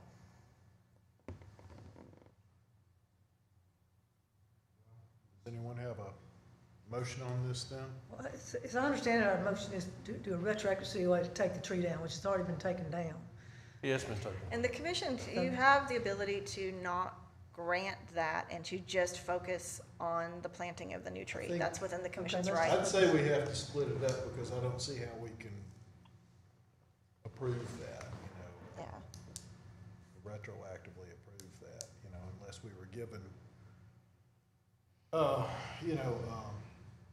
we were given evidence by an arborist or something that the tree was gonna fall, that it was bad, something like this, that there was some compelling reason to remove the tree. It's difficult, we don't wanna set a precedent. Okay. To me, I would split this COA up. Okay. That's what I think we should do, into the parts of the retroactive approval of taking down the pecan, and then the other part of it is what is gonna be done going forward, which is the planting of something like a white oak. Is that acceptable? Emily, am I correct on Sounds fine this? to me. I'd like to know the size of the oak. So the request is in, and it's a retroactive one on something that occurred without commission review.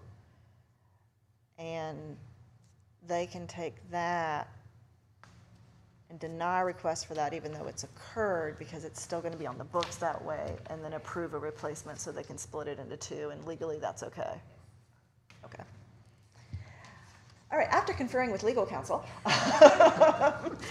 yes, we can. So, do I have a motion on approving the removal of the tree? Any more discussion? Okay, so do we have a motion on the COA that was submitted for removal, that portion of it? A motion we approve it. Second. All in favor? All right. No. So John, are you in favor or against? You said aye, so that normally is in favor. Yeah. Yeah, what?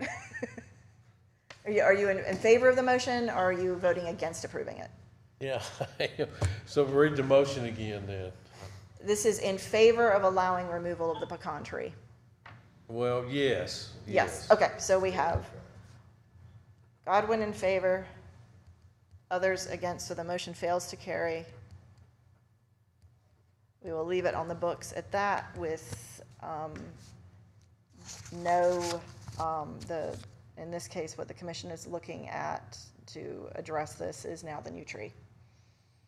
So now, and John, this is more your wheelhouse than mine. Was I hearing is 2-inch caliper is When are you gonna do traditionally- this? When are you gonna plant this tree? After you you gonna do it in the next? There's 2 crepe myrtles right there in the back that are kind of pretty, but I think a white oak would probably be best. So, yeah, I mean, I'd like to plant it hopefully in the next. I'd have to do some research about like how they survive in the winter and stuff, but like, hopefully soonish. I think a white oak would look good back there. Barbara? You probably need to wait to plant it in October. Yeah. Instead of planting it now, you need a container and tree for white oak. If you find one, they're very hard to Okay. have some in the park, they're done really well. You can look, we have to show them to you. Okay. Cool. Barbara is our resident plant person. She's on the Delano Park Conservancy, so. Yeah, probably about 4 feet from the sidewalk and then 3 feet from the property line. Plenty of room. Yeah, that's fine. That's variable. I mean, I can make that whatever.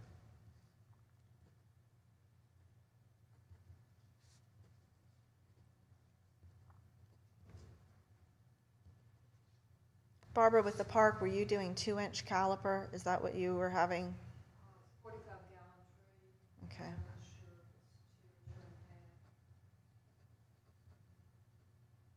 2.5. Okay, so it's something that's got some size on it already so that it will survive the process. And then it goes in the fall so that it cools down. Okay. What nursery does the Conservancy normally work with? Do you have ones that you've had? That one, for those Helen Hines but there's a rosewood here too, and if you want a different kind of white oak, maybe an oak, you probably get that. That might be able to get, if your landscaper will have to do it, you can't just buy it from them as a wholesale. If you want, Austin, I can try to get that information nailed down for you when you're ready so that you have some sources to go to. So do I have a motion on a 2-inch or larger caliper oak of some sort that he can That you track can down? work with them on. Yeah. I'll make that motion. I think Lynn and then John was second. I'll second it. Whichever. All in favor? Yeah. Any opposed? All right, motion carries. Austin, I will be working with you when you're ready. Don't worry about this one because we've got several months. I will reach out to the Conservancy and see if they have any suggested. We need to get a list of nurseries up on our site. That's been something I've been working on. And again, if you've got any other questions on landscaping, Barbara's like walking distance from your house. So she is superb on that. And I will keep you in the loop as we work forward on that 6th Avenue zoning. But I'll fill the commission in on this more a little bit later, but I've met with legal and planning and we're looking at updating that corridor, but it's a 6-month to 1-year process because it's part of the larger planning rezoning process for the city. But I'm just very excited to introduce Austin to them. And I'm like, look, we have an applicant. We have someone who's interested in this program who could really, it would benefit the property, we think. So, thank you.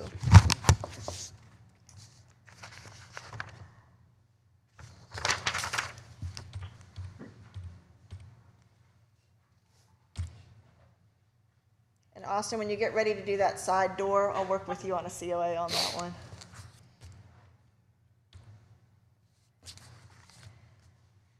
Okay, we are finished with the COAs tonight. We have a board briefing now.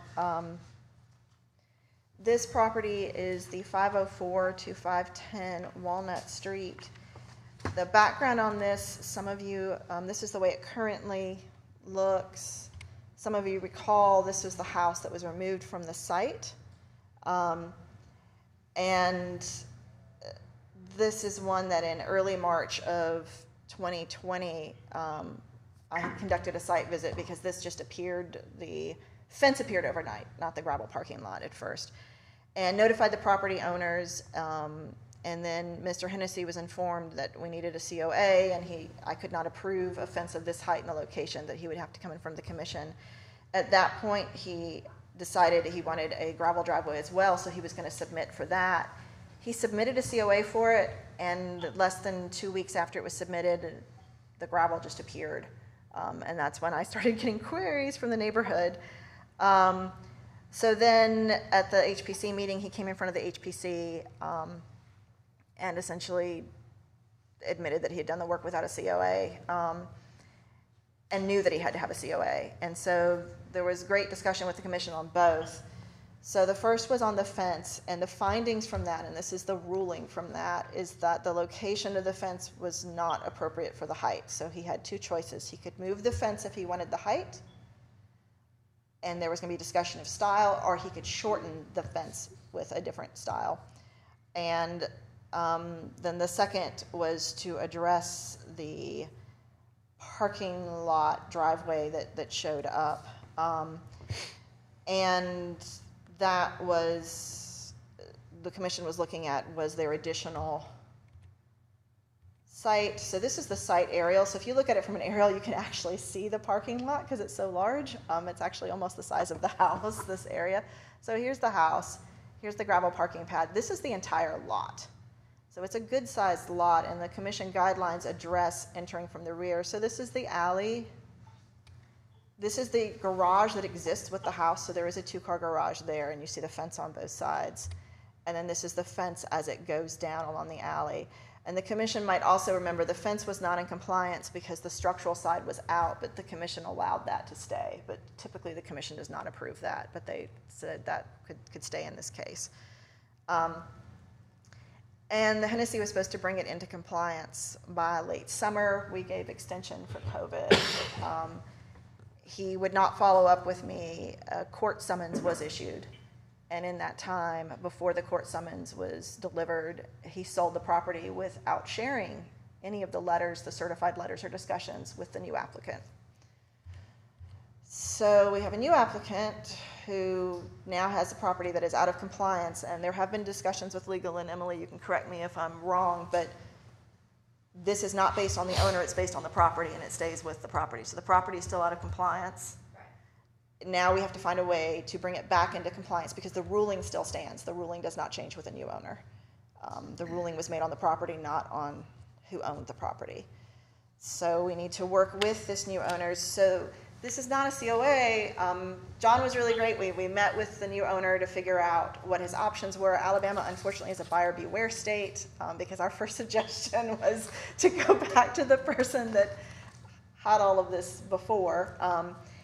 And so the new owners are sort of looking for solutions to bring this property in compliance. So he doesn't have a COA with him. He's trying to get a sense of, since this is his first meeting with the commission, and John and I talked about some of them, like what he could do. Now, currently, this picture is a little old. Most of the trees and shrubs, they're not, I think the 2 dogwoods have died. But the gravel is still there. And this goes back to, that shows you a curb cut, but there was a curb cut with no driveway, which was bizarre because that was a sidewalk. So I pulled back the landscaping standards, so I put those out in the packet. Y'all saw them. Typically, non-compliant properties are given 3 months to return to compliance. The city would like the commission to consider granting a significantly longer period of time to the new owners, up to a year, with a potential extension as necessary, because this is a lot to add to their plate that clearly they were not responsible for, and they're trying to figure out how to best address that. So we have sort of 2 separate issues. Give them some guidance so they can come back in front of the commission with the COA, and allow some flexibility on that because they were not responsible for the compliance issue. They have just sort of wandered into it. And if you have any questions, here is the new owner.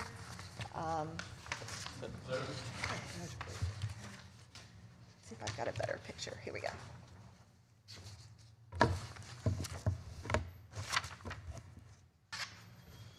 I have a few questions, if I may. What is the out of compliance ruling, and how does that?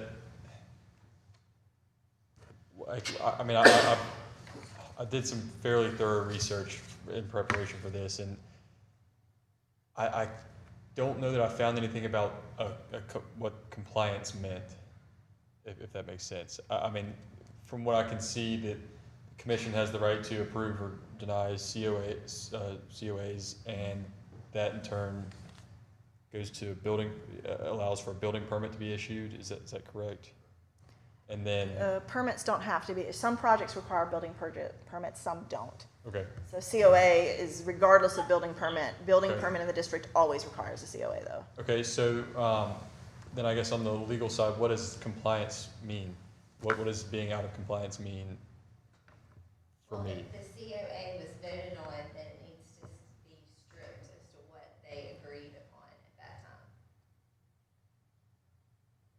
So when he came in front of the commission and he said, I want this driveway exactly like this and I want this fence exactly here like this, and the commission at that time voted no, and it was a unanimous vote on both, then his job was, so that the commission has voted that both of these are out of compliance, and then his job, which he then left town, but he was supposed to come back and say, okay, what are my, I would like to do this. Can we keep the fence where it is but lower it? Or can we change the design? Or can we move the parking to the back? Or can we have a smaller parking area? So that's the stage he would have been at, was then figuring out what's there now was a no. So what are his options that he comes back forward? So that's the place that you have been inserted into this on, if that makes sense. I think I do follow that, but I guess I'm curious as to, I want to make this very clear to everyone. We bought the house because my wife and I thought it had historic charm, and of course we did not know about the fence and driveway being out of compliance. Now, to us as outsiders, that was not as for the guidelines term, it wasn't intrusive to us. It wasn't like ooh, that's this huge crazy thing. And yes, there are some little trees planted there, and they're going to get bigger and provide additional screening, I think, to help reduce that fence. Again, it's my opinion, not that counts for anything, but it was not objectionable to the historic nature of the neighborhood when we were looking. So that being said, I don't intend to, I voiced this to y'all as well when we met, I certainly don't intend to to enforce a non-compliance or to detract from the historic nature of the neighborhood at all. I just am trying to figure out where it stands on me legally, because this is not to completely get rid of that and to put something else there is not, especially right now, is not cheap. And yeah, so that's. Well, I think first off, every one of us has a lot of sympathy for your situation. It stinks. Quite frankly, I can't believe they did that to you. So, I mean, the first thing of the order is, Caroline suggested extra time to be in compliance. Hopefully, given the extra time, maybe some of these construction costs, materials costs will fall. I don't know. Or there's also the option, I think, probably, depending on how that fence is constructed, there may be a way to deconstruct it and move it into a place where it is in compliance, or I don't know. Somebody help me out here. As far as the gravel, that's just kind of a matter of to grass? What are we? Yeah, way I pictured it was we were gonna end up having a conversation about one parking spot in the front. You know, we've Yeah. had that come up a lot lately. I don't think, yeah, with the curb cut, I don't think it's unreasonable to look for some, you know, off-street parking. It's just the way it's, what they did, you know, we never would have approved. Sure. So, And I noticed Jones Fence was the vendor, I think, and, I mean, you know, it seems like he would have known better too. I mean, they work in the historic district all the time, but that's neither here nor there, but.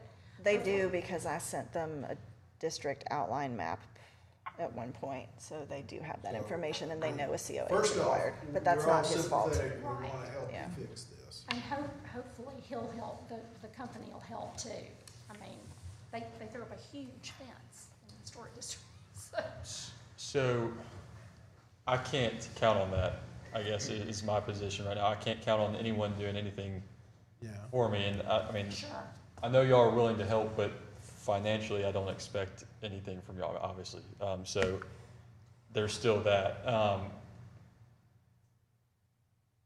We did talk on site about those two curb cuts there. I know there was a little driveway on this side. It wasn't clear from the pictures whether there was or not on. The pictures do not show a driveway. It is a sidewalk, because we walked down it trying to figure out why there was a sidewalk there That's on not here. What's that? If, Is that not the other side of the driveway? Yeah, I think that's not the other curb cut's not in the picture. No, the other curb cut's not, so, yeah, this is the one that before they took the building down, we stood on wondering why there was a curb cut with no signs of a driveway. and I should have done my homework, if, and this is a big if there were some, evidence that that curb cut is in the place of where there once was a driveway, is there any off-street parking we could consider allowing there? I mean, Well, I don't know. if in I don't know- 1930 that was a driveway. I don't know the people question, parked the in answer it, to that, but I'll tell you my opinion. When they came and took the house down, that which- cleared it. we shouldn't let them do that, but that's another thing, that's another story. But to me, logic says that the house goes, the curb cut goes.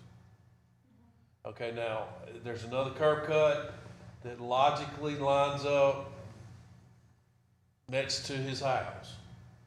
That you could say, okay, there's a curb cut, it's existing, he can pull off, there can be a pad right there, whether it's a stripped concrete, you know, 2-lane deal, or, you know, what he puts in there, he can do that. That's the second This one one we can't right see here- here that's closer to his house. This one right here is null and void. Okay, that's number one. Number two, as you see the fabric of the neighborhood and where that house is as it sits back off the street, well, it's gone now. So we've got a principal vantage of that property now has become doubled. And now go to the fence. Now, if they had come and said, I'm going to get a COA, there would be two things that we would have to do. First can they push the fence back far enough from the front of the house to relieve the 3 foot and bring it up to 6 feet? You know, and so, you know, once again, it was never intended because there was a house there, but now here's a fence. And so right now it's in a position that it lines up with the fence next door that was existing.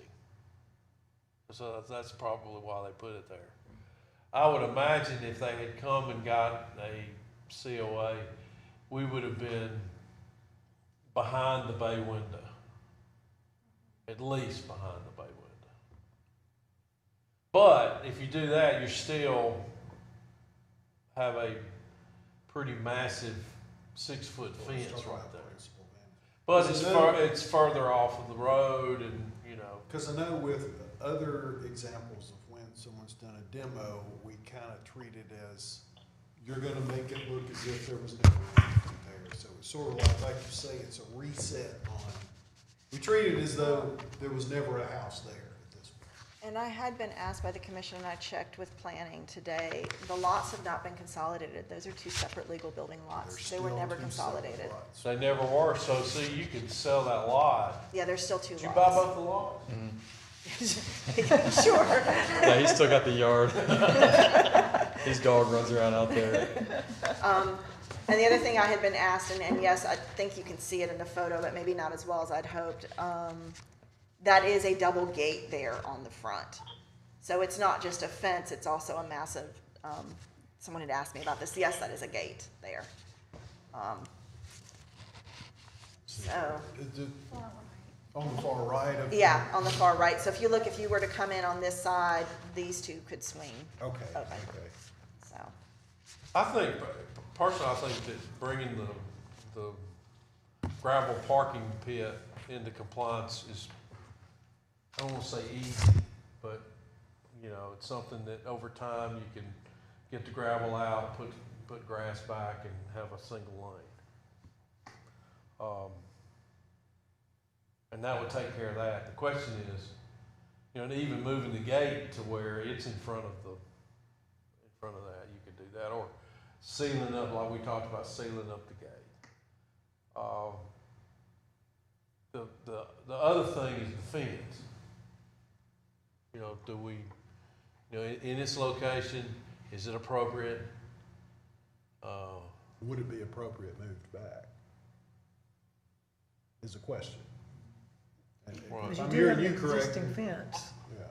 There is was an existing fence that's at that height and at that On the other location, side. on this side of it. Right here. It's just a- outside it's the a- the Yes. the next lot, yeah. The It's next- Go back a, to it's a your- decorative, it's a more decorative. decorative Your- fence. that one Yeah, right it's a there. decorative open fence. I don't know when they put that fence there, but we didn't approve that fence. That one's old. I went Yeah. digging through records, so some of these things predate design review guidelines. So that's something we wouldn't have approved it. No, y'all would have had it pushed back. I mean, you would have approved the design, the height, I think, The location. yeah. And so that does bring a question, I've been trying to squirrel on this one. Some of you were here when we did Boyette, his house, and if you recall, he used that very, very dark, almost black stain on his fence. There's also at the intersection, Barbara, of Delano, that dark around the pumping station, that very, very dark. I'm wondering if part of the challenge on this is the coloration, if it was just stained that same really, really dark color where it disappeared more, and if the gate went away, so there was no longer a gate, it was just a solid, no, the car gate goes away, it's not a car gate going, because there's grass there. If that would help push it into the background enough that the commission would be comfortable with it under these circumstances, or even just adding another couple bushes, if that would work. Well, No, I'm looking she's at, suggesting no, yeah. I'm suggesting Under the circumstances. as a possibility, but I don't, that the commission has to entertain this. If that's one possibility, because it's, part of it is that drastic color shock, and it will go down to like a silver, but it's still gonna be this long, big stretch. So what if it's brought darker, like the one we had at Boyette? Now, Boyette was a short fence, but I'm using that because y'all know what that looks like. If that would work, or is that something that you just want, I mean, I don't know enough about fences, but even if they could just cut a foot or so off the top, if they left it, but if they could, can they do that? Can they just cut it and leave it? They can cap it. It's never gonna do what you want it to do. Are those arborvitae, what are those? Yeah, those are They're arborvitaes. never gonna do what you want to do, I don't think. Okay, Well, he didn't put them in, that's, I'm yeah. completely Yeah. unfamiliar Yeah. with most plants. I know we got a big pecan tree and it's messy. That's about it. But is it something where the fence could be in place and could be just brought down and then made darker with the panels fixed, which is relatively minimal versus moving it? If it could be capped, I don't know. I don't know this for sure, but the structural may be fairly close to the top of the fence. I don't know. You know what? Can't I bet Well, you can the look at alley picture alley might show it. picture and it'll Yeah. show you where it is. So, But then it would be a short fence, because in that location it would have to be shorter, so the structural would stay, because instead of being the two sections, it would be the one. So it would be like it would be capped right about here, and that would pull it in with the height compliance. So that wouldn't, it would So- be okay on that, on not having it mess up the fence. You're talking about, but we're talking about the front. Yeah, It's We're just it's looking at the back constructed so we the can- same way as this one is? yeah. Okay. Gravel's much more objectionable than the fence. To me, the fence looks too much, way too much. I do think, you know, obviously that's the way you come down the street, but that picture really emphasizes the, Of course, we took it where the fence. So we're supposed to give options. Supposed to give him some options so he can think about, And because again- the ruling was made, the ruling still stands. So So we're I- trying to figure out how to work with him as a new property owner. I do want to kind of get back to that. So what was the ruling and how, I intend to come back into compliance, but I do really want to understand how the ruling is bound to the property and by default to me. Technically, that's something your attorney would explain to you. I'm not going to give you that legal advice as the city of Decatur. Your attorney should explain that. Okay. Alabama is a buyer beware state, whereas Tennessee is disclosure, full disclosure. Sure. You can go back and I- sue someone. Scanning through the city ordinances, I can't find anything that makes me liable for these changes that need to be made. Now, if there's somewhere else I can look, can you offer that, ma'am? It is not in compliance right now. There was no COA when it was done. Okay, is there somewhere I can see what that means? What is the compliance? Where is that? Oh, it's the statute, I don't know the number, but it essentially says if something is out of compliance, the city can do fines. It's the whole list of fines and other, once a if something is out of compliance. He did offer a COA though, right? Oh, yeah, he submitted a COA, and the COA, a retroactive COA. Because both of them were done without approval, and he came in. So There he- is, he- I will, He submitted it to, as it is, we said no, and he never So- came back. no, then he sold the property. And when I found out it was for sale. You're coming back. Well, at this moment, I'd like to say, no, I'm not coming back with any immediate changes. Now, obviously, if I make a change, it would incorporate these other things, or I would imagine it would get shot down.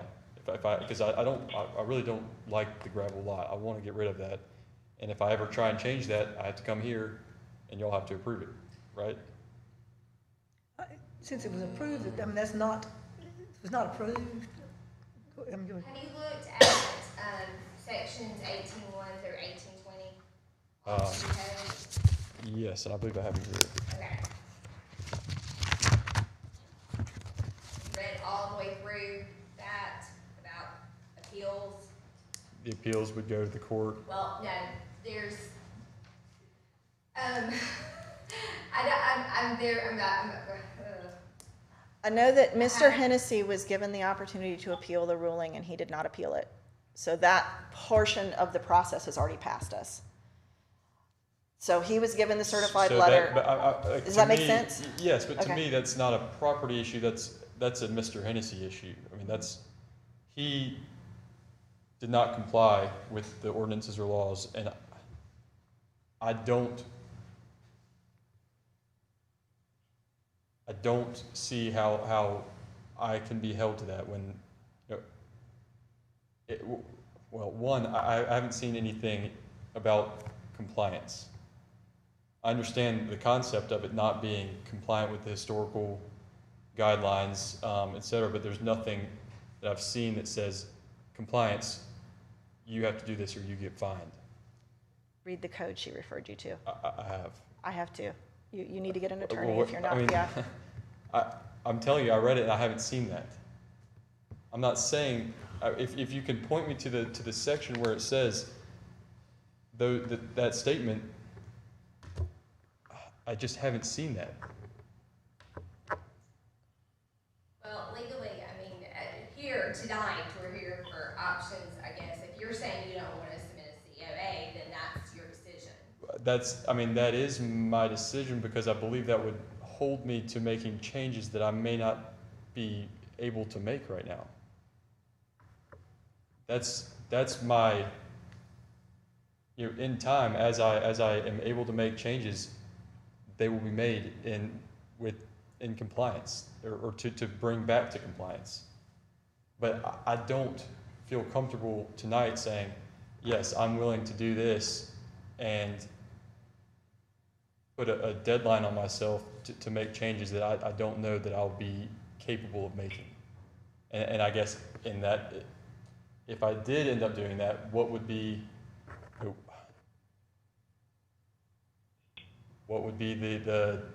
my penalty? I mean, is that just be racking up fines and become less and less able to? I'm trying to figure out the mechanism for which I am responsible or would be held responsible. Is my question. If you can't answer that, that's fine. I would feel better not answering that. That's okay. Your attorney should give you that legal advice. I don't want to feel like I'm giving you legal advice. No. I'm again, feel so sorry about this situation. But I just don't want to cross that line since I represent. I'm not asking for legal advice. I guess I'm not trying to. I'm intending to ask for a location of or if there's another set of codes or laws that is not available through the means that I've been using. If that's legal advice, then that is what it is. But it doesn't feel that way to me. Emily, it's a question from our end. Does the commission have the authority to delay the imposition of fines and to work with him? In other words, if he were the original owner and he submitted a COA and didn't appeal, then I think fine, we go ahead and whatever punishment we've got in the law applies. But in this situation, does the commission have the ability to say, all right, let's give him a period of time and let's come up with some other issues? Do we have that ability? Yes, I think you do in this case. Okay. This is an extreme case. Right, Yes, I think right. so. And I guess that's what I'm saying. I understand that, it's expensive to make these changes and that sort of thing. But in his situation, it's not like he looked at us and said, He's saying, I'm gonna what do it I'm hearing anyway. him say is, first off, it's not, correct me if I'm wrong, but, first off, you weren't privy to, you didn't do any of this. We all understand that part. And Secondly, you're saying you're reluctant to do any kind of COA at this point because you're not sure when you can financially afford to do the changes that we're asking. Correct. Okay, so that's legitimate. I understand that. You're stuck in a tough situation, and I think we'd all like to work with you to the power we're able to do that. But even a chance to move forward, you're gonna have to engage with us on a design front. Absolutely. And then we could take those options, he could take the options to Jones Fence or whoever and get the prices. But And I then mean, get- today, he doesn't even have to do anything legally binding. Isn't that correct? Yeah, this is We're just, giving him advice. this was advice on how we get this moving So forward you're not again. making a commitment to do anything. That's right. I don't feel comfortable making a commitment that feels like it would subject me to potential fines. Right, okay. So to take that worry off your mind, I don't know why we couldn't, say, we're giving you advice today. What we are gonna do, if I'm understanding you correctly, Lynn, is we can say, look, we're not gonna even go there for whatever, a year or whatever, so, and in the intervening time, we can talk about what your options are. And does this sound reasonable? I want to make sure that you understand, what I'm saying is, I think we can give you time to see, but I think Rebecca's right. You need to engage with us and say, all right, what about this? And then if we say, yeah, we might look at that, that might be fine, find out how much it costs. But you're not, You know, I right mean, now, you're not Right now, you're not saying you're gonna do locking anything. yourself into some course of action like that. Yes, and that's what, when John and Caroline came to the house, we discussed these potential solutions. And I'm open to that idea 100%. I just don't feel comfortable, I'm certainly not shutting off from the commission. I didn't, if I came off that way, I apologize. You're in a tough situation, I understand. And we've got a 4-month-old baby, so there's. If this baby doesn't even cry. I've been up since 3:30, so. Oh, good. Yeah, we got some fun. I'm always jealous of those perfect babies. He's been good a lot, but you saw the best. But joking aside, I mean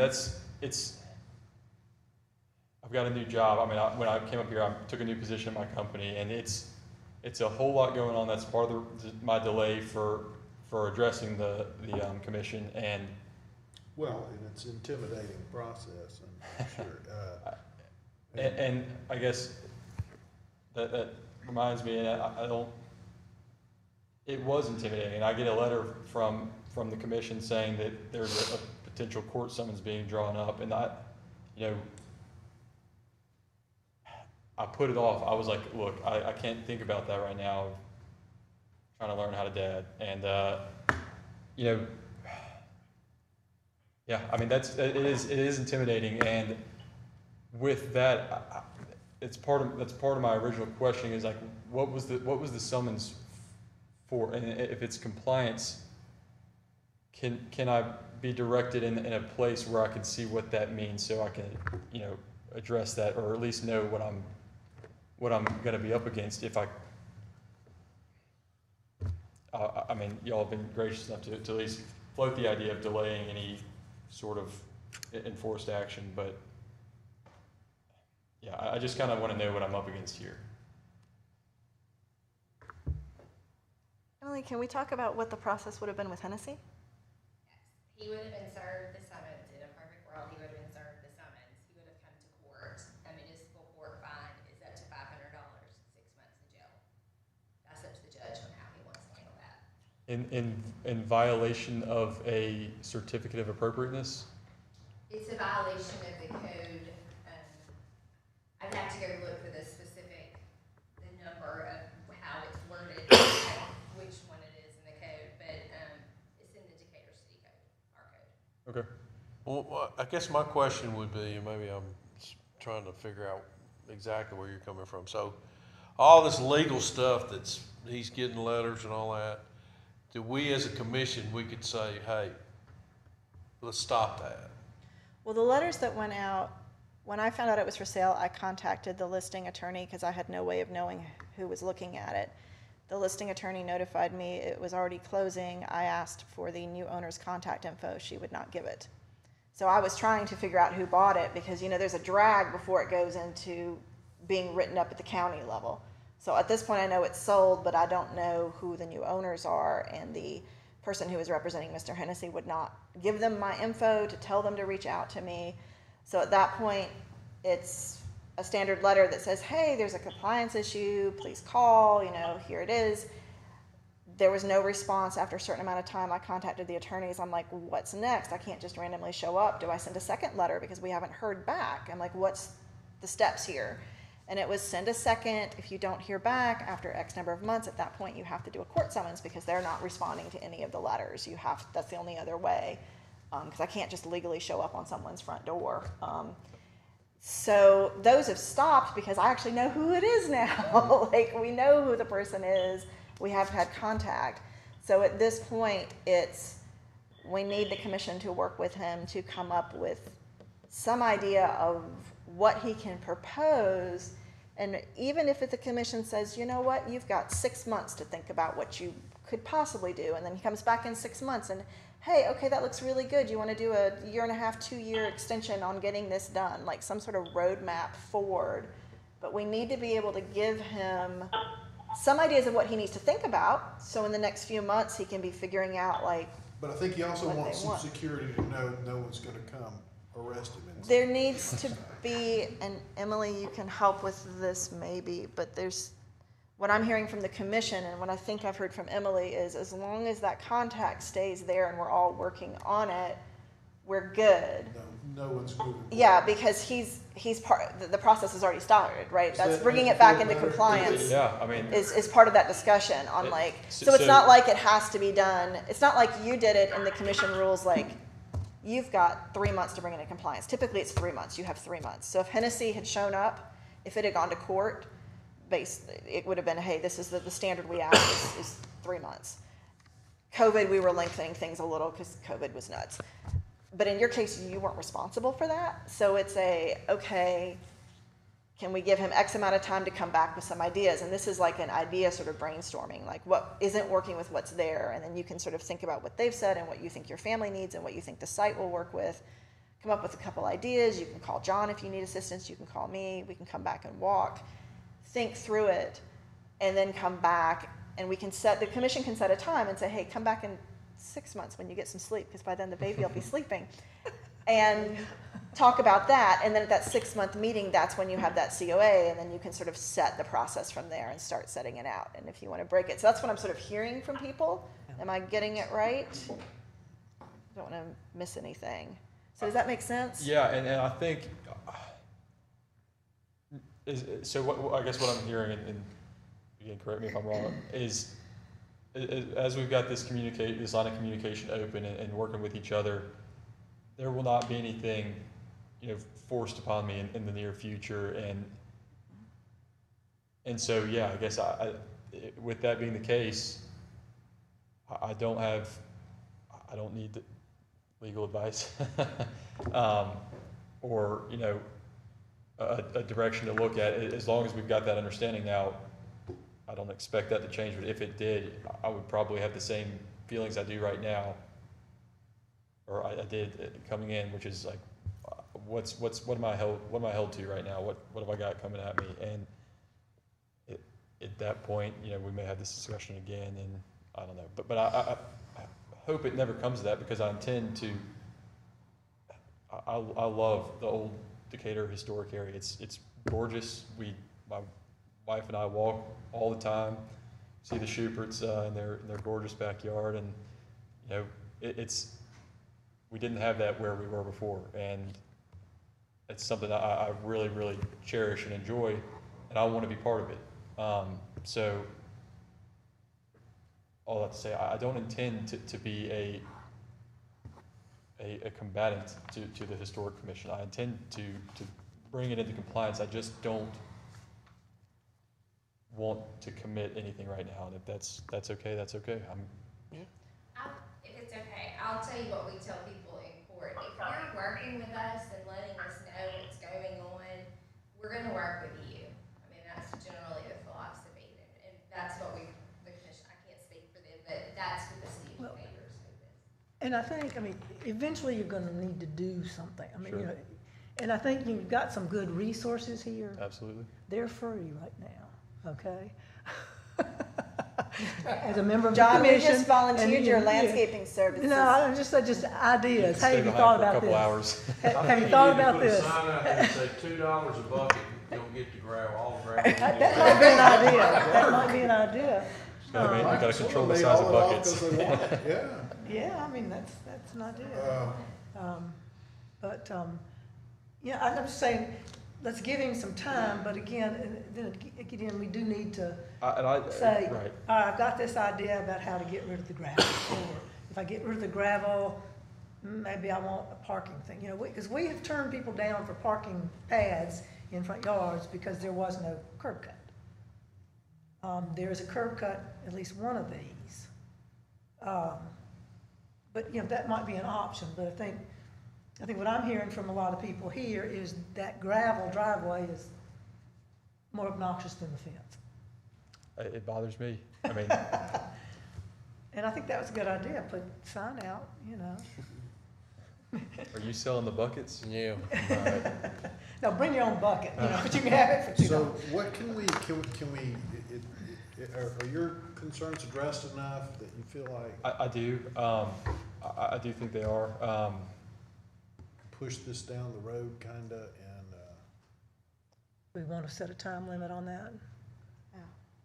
We need, so from the administrative end, the city needs some sort of needs some time so that I can be assisting them properly. So if the commission wants to see ideas in 3 months to discuss, that to then be refined in 6 months, I mean, I something, think that that would sounds give good him to me. time to reach out to fencing contractors to have discussions, to figure, I mean, the way lumber's going, you could probably sell half that fence and make enough money to build a new, whole new section.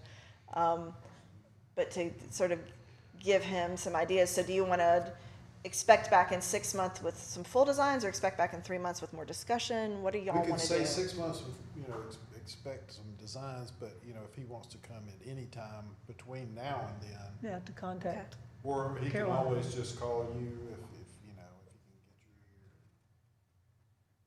Is this something you think that? That sound we should reasonable? approve? I think 6 months is Just to come up with a plan. sure, yeah, and that's not saying that there's no associated deadline with enacting that plan. No, as of- that as of yet. discussion would be when you showed the plan and you talked about the complexity or the simplicity of But it and then which at that point, pieces, we can say, like a year out, how long or, it yeah, takes you to do it. yeah. Okay.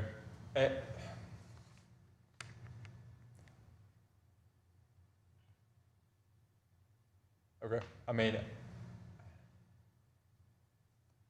so, I guess some of my concerns that I felt like were addressing now, kind of feeling a little bit less, kind of back to where my original thought was, which is,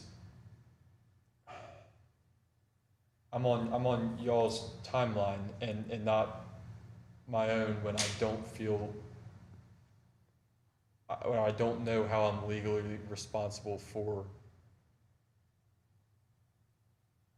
coming into compliance. I understand my general obligation for the property to move towards compliance, but where my, I don't know, I just don't. May I recommend that you get an attorney? Okay. I can give you some names. Okay. Just so somebody can advise you Sure. on what your responsibilities are, having, what actions perhaps you have against somebody else. I don't know. So, But an attorney would look at the code, right? in a different angle than you do. Maybe, have but I legal haven't seen. training. I went through it. I I'm was just- I was I'm- highlighting yeah. things that I felt like could have a potential angle. Right.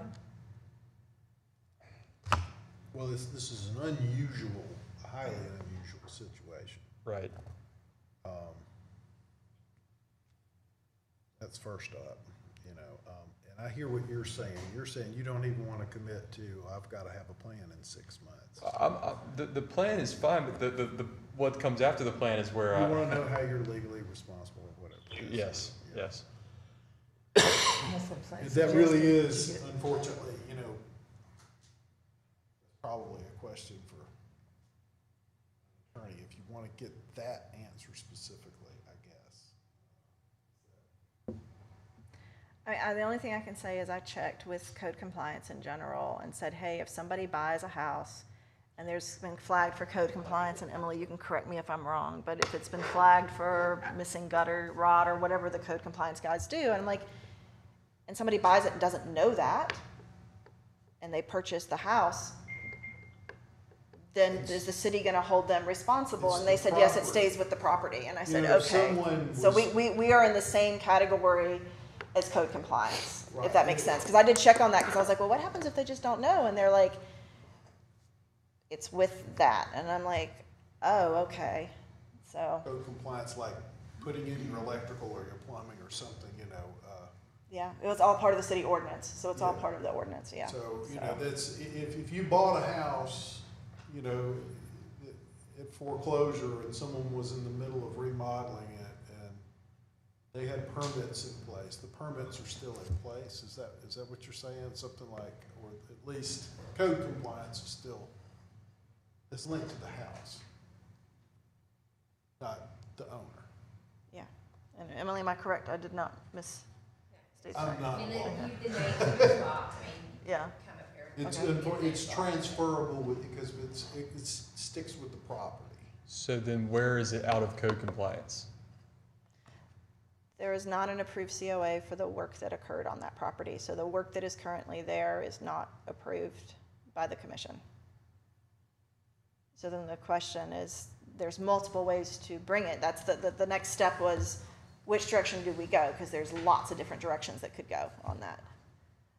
And that's where the owner gets to sort of, we work with them on that. Okay. If the issue then is that that there was not an approved COA on my property, and I imagine that's the case with other properties in the neighborhood, why then is it enforceable on me as opposed to others? That's where my mind wants to go. Yours is the only one that we have right now. I mean, and yours is enough that now I have realtors calling to ensure when they sell property. That is the one silver lining, is now I have realtors, including the one that listed this property, calling to make sure that there's no out of compliance. Yeah, well, I mean, occurring. Notwithstanding any further actions required by me, this has been a major headache already. I mean, it's not y'all personally, but this process and the situation in general. I mean, it's not fun. I can take it, that's all fine, but that's enough for the headache that I've been through is enough for, I would think, a realtor to start saying, hey, this is something we don't want to have to deal with again. But I just don't, I don't know how this, I'll get an attorney, I guess. I won't waste any more time here. Yeah, it's the buyer beware state thing too. I mean, we looked for a house almost 2 years. I know this doesn't help you in Old Decatur. Luckily, I'm married to an attorney. I mean, you wouldn't believe the other house doesn't even own half their driveway. I mean, it's crazy. So, I mean, I hate it so bad for you. I appreciate y'all's time and advice on this, and I do hope to remain in good communication with y'all and through this process, but we don't have to take any action on this at all, I guess. If you want to go speak to an attorney and see what your options are, and we can just move on, and then, but you'll need to stay in touch with us. I intend to, and I think in the future it's my intention to maybe make a change to the driveway regardless, because I do not. I mean that those stones pick up on shoes and come inside the house. It's a major headache. Not just for the historical, but with if I ever do have a change, it would come before this commission. Now, the city needs, I mean, y'all, for your standpoint, you need some kind of assurance that, is that even something that we address? I mean, if he's gonna say, I'm not gonna do anything tonight, I'm gonna go talk to an attorney, is that something, I mean, that's not really anything that we deal with. It's not on y'all. That's not on us. That's on the city. So, Do we it's submit kind a of time out, frame? we can tell the city, look, we want to give him some leeway, but ultimately that's kind of out of our Right. ballpark. I'm hearing that you guys want to give him some leeway. So, I mean, there's no motion, we don't do. No, there was no motion on this one at all. It was just trying to figure out how to start moving forward. Find out what you want to find out, and then we're here to work with you, I guess, is all we can say, right, at this point. Okay. Should I get Ken Schubert? No. No, but there is a lawyer who has been on the commission before, and that's probably who I recommend. Okay. Well, again, thank y'all. I apologize for chewing up so much of y'all's evening, but. We're all learning on this situation. Hopefully it doesn't come up too much. I sure hope so for the next guy or girl. Yeah. All right. Thank y'all. Thank you. All right. Next up is design review guidelines update. As you know, occasionally we have worked on updating those as we look at issues that I'm seeing in the field that I bring back to y'all. One of the questions that's coming up are railings on porches that historically haven't had them. And the reason this is coming up are there's sort of two separate issues. With one property, they went to refi their house and the bank literally will not give them a loan because the porch, it doesn't have railings and it's above the 3 feet. And that's the large one at Walnut. They actually love the house without railings, but they also want that refi loan. So the other one, on Jackson Street, she has a grandchild that has fallen off and she would like a porch railing to keep the grandchildren corralled. Our guidelines are really vague on this, so I reached out to a national organization, the NACP, and asked sort of what other municipalities are doing, how do we work with that. Historically, porches have these really short railings that are below the window height, as you see, and so these are two vintage ones. What we're trying to avoid is this, where we have an issue with scale and proportion. So then I asked what options were. Now, in some cases, the homeowner can put a railing in and they can put in what they want because it's a very small job and it doesn't require going to the building department. And we're approving aesthetics, it's not our job to approve code. So does that make sense, what we're looking at? But in some cases, if the remodel is big enough, they might have to go through the building department, or with that refi, they might have to. The building department may or may not have flexibility on code. There is international building code. It varies by municipality how flexible the code inspectors are.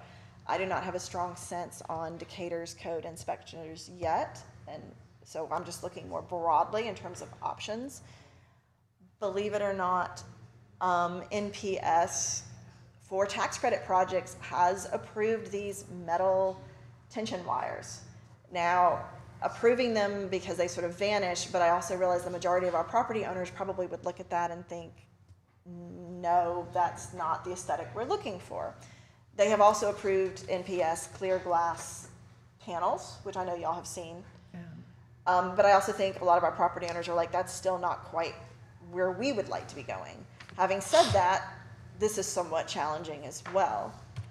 So the other option I found is with some municipalities, they're doing the two-tiered system when requested, and that's what this is. This is on a Victorian, free classic Victorian, so it's colored out. And then in some cases, they're doing something like the one in the upper portion. And then in cases where they just want to corral small children, some of them are actually doing big planters, which we don't get involved with, but I just wanted to show you guys what I'm seeing from other municipalities and how people are addressing it. So what I would like to be able to offer people for administrative review, in the case of the home mortgage or equity line of credit or whatever that was, they literally gave them like less than 10 days to come into compliance. Like they would not have even had time to come in front of the commission. It was, I don't even know if they could have found a contractor. I can't even get them to answer my phone calls. So, but it was like such a short period of time, and it's clear that they're running into that challenge. I would love the ability to do administrative review when appropriate, with two options, either your standard, and this doesn't have the railing on the very top of it, but your standard shorter one, or if they need a taller one to go with the hybrid system. This is not going to be appropriate for everyone that comes in front of me. Some of these I'm going to have to bring to y'all. Who's coming up with the standards for how high they need to be? That's International Building Code, but historically they're between 24 and 30. New code is 36, that's new code. But it depends on what you trigger when you do a remodel in terms of what they look for. So I'm saying, that we sort of have a couple options on the outset. We can always approve anything between 20 and 30, as I'm asking, do I have administrative ability to approve this one at the lower height if it fits with the style of the house? And I'm going to put that caveat on because it's not going to fit all of them, and some of them you guys are going to have to see. And the taller one, when requested, if they have got to meet the full code. Anything else, I'm going to bring it in front of the commission. But I would like some flexibility to move this forward because these are so routine that I know that if these two came in front of y'all, you would approve one of those two for them. And if we have other houses of this style, the commission would approve one of those two simple ones. If they want things more complex, more design heavy, they're gonna have to see the commission, but I kinda hate making them wait 4 to 6 weeks based on submission date for something that simple. And so that's what, and our guidelines just don't address it. And so that's something I was looking for, a temporary review to sort of help homeowners that are in this situation. And this is something that would require a vote by the commission, and it would be to allow into the fast track approval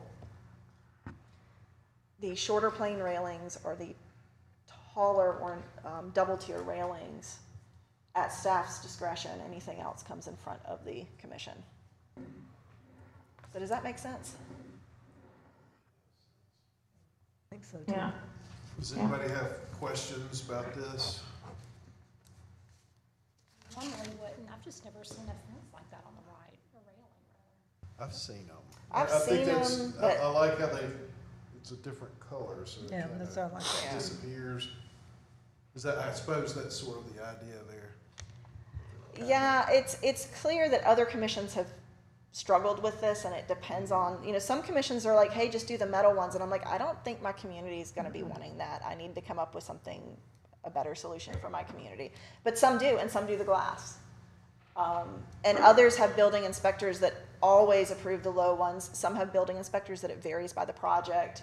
There's a lot of flex on this one. And so I'm just trying to come up with how do I help people as fast as possible move through this process with things that we know the commission would always approve, and anything more ornate, if they wanted something like this one here, which might work really well for a craftsman, but maybe not so well for a Victorian, the commission's gonna have to review, because that's becoming more of a design, what is appropriate for the building. But the ones that are this plain Jane simple, your stock standard, that I can approve those when they fit, and if they I would need say something when they else. fit, because I mean, that wouldn't, I look at that and I think, my house had we've got pictures of it, it hadn't had it for 90 years probably. That wouldn't work on my house, I don't think. It was more ornate, but I think if appropriate, I don't have a problem with giving Caroline that Yeah. authority. Well, can we get a motion to delegate to staff that authority to make the I move, proposed so move. Do I have a second? favor? Okay, moving real quickly on code compliance updates. This is the one online. You might recall it was I got so many phone calls on this one. It was they just pulled out the original historic door and put this in. They put another one in. They did. So what they did is they still had the historic one, and I helped them locate a restoration carpenter that could put it back together. So that is the original door they pulled out of the dumpster, and it has been repieced back together. And it has not been painted yet. It's still the different colors of wood. I thought it was lost. That's great. I thought it was too. They thought it was gone already, but it turned out the carpenter who ripped it out, who could not put it back together, still had it. And she just needed a carpenter who had some skill set, and I helped her identify one. And then I actually met with him today on another project, and I said, hey, is it good to go? He says, yeah, all she has to do is paint it. It's done. It's in. Great. So we are ecstatic. That one has been They were resolved. happy too. Yes, I have not been able to reach contact with them yet, but I think that was really good. And I've got other ones that are still moving through different compliance stages, and they're not ready to report on until next month. Nothing new on the Bank Street Old Decatur resurvey. Still waiting to hear back from the state on CLG grants from the feds. Our last thing, I sent y'all some board retreat and planning dates. Do I have some dates that I can start getting on the calendar? What are people thinking of? Gotta be a Saturday. Well, I mean, I could do Sunday, but I didn't want to interfere with people's church day if they go to church. And I could do a work day, but I mean, some of y'all have got other places to be on a work day. When are we talking about? I mean, what's our window? The dates that I sent out, well, I didn't want to, July 17th, July 24th, August 21, or August, assuming that should be 28. oh yeah, what did I put down? August 21s. So, I'm sorry, Lynn, you just listed out 17, 21, 24, July 17, July 24. I'm looking at your email. yeah. And then August 21, and you said, or Saturday, August 20, or Saturday, August 21. I presume you mean 28. Yeah. And I should say that actually one of those, just got taken up with the window workshop that we're still waiting for And we're talking final. about probably AM on all these. Yeah, I was thinking right until about Any of those dates would be okay. lunch. I can't do the July 24th or August 21st. I can't do the 24th. So weekdays out. Well, do y'all want a weekday? I could do a weekday, certain ones, not every one. I ain't got no Just a job. little hairy. You gotta work around his nap schedule. Lynn? That would be more difficult, but Saturday would be better for me, but, I don't care. I just need people to pick a date and give it to me. And it would probably be more like 8 to noon is probably the time frame we're shooting for. And if I don't have a space here, then we're gonna hit John up for the second floor of archives. It's just gonna depend on which day and what time as to where we're gonna be. well, I said I'd be available July 17th and for August, I assume that's 28. Let me see when. I'm out during July. Is that second August date supposed to be the 28th? That's what- Yes, that was my mistake. Apologies. August 28th. How does August 28th work? Be okay. People mind meeting Saturday morning, August 28th?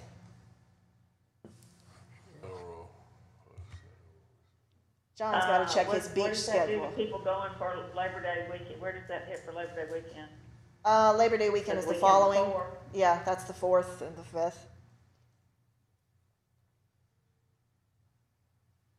Okay. Godwin, what do you have?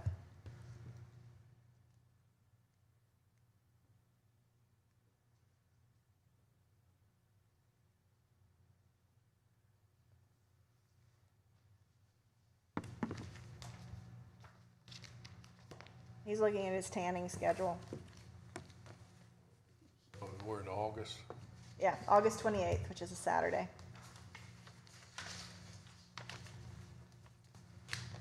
There's a possibility. Yeah. It is a possible. What does that mean? It means he'd rather do a weekday. I think. Would you rather do this Friday, the morning of the 27th? Well, I don't know whether I'm gonna be here that week. And you're I mean- not taking us with you? Huh? Okay. August the 20th? What about Friday, the 20th? I'm gone then. But Oh, you're gone? Okay. How about August the 13th, Friday? work for me. Works for me. Friday, August the 13th, from 8 to noon, work for everybody? Yeah, especially if it's at the archives. Yeah, I know it does for you then.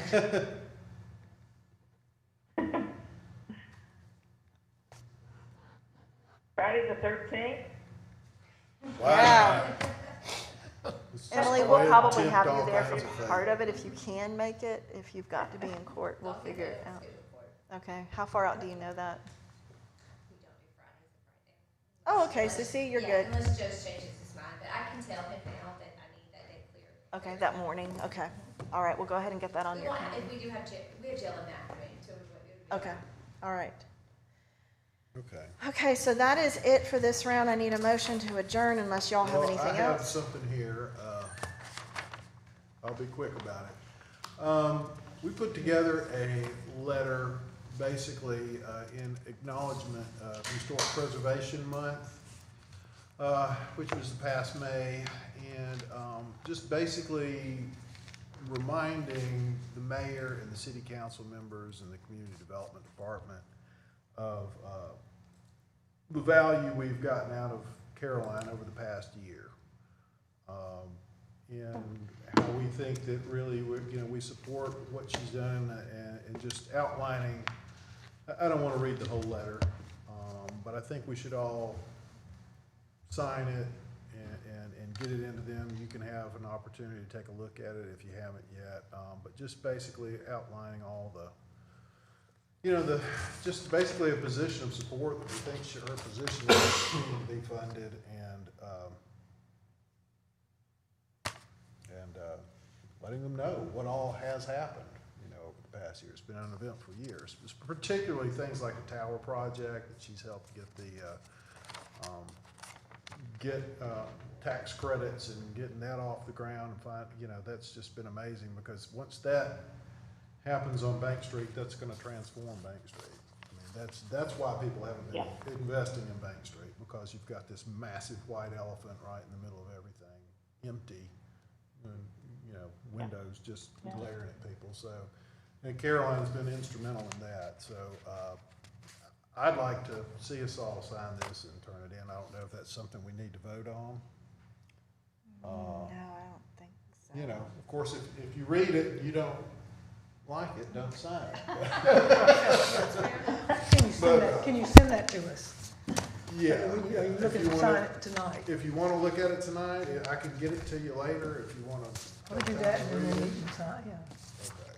Well, I can make sure everybody gets it over the next Yeah. few days. Does that sound good? Sounds good. All right, let's do it that way. Move adjourn. All right, I move to adjourn. Everybody? Yay. All right. Ding, ding.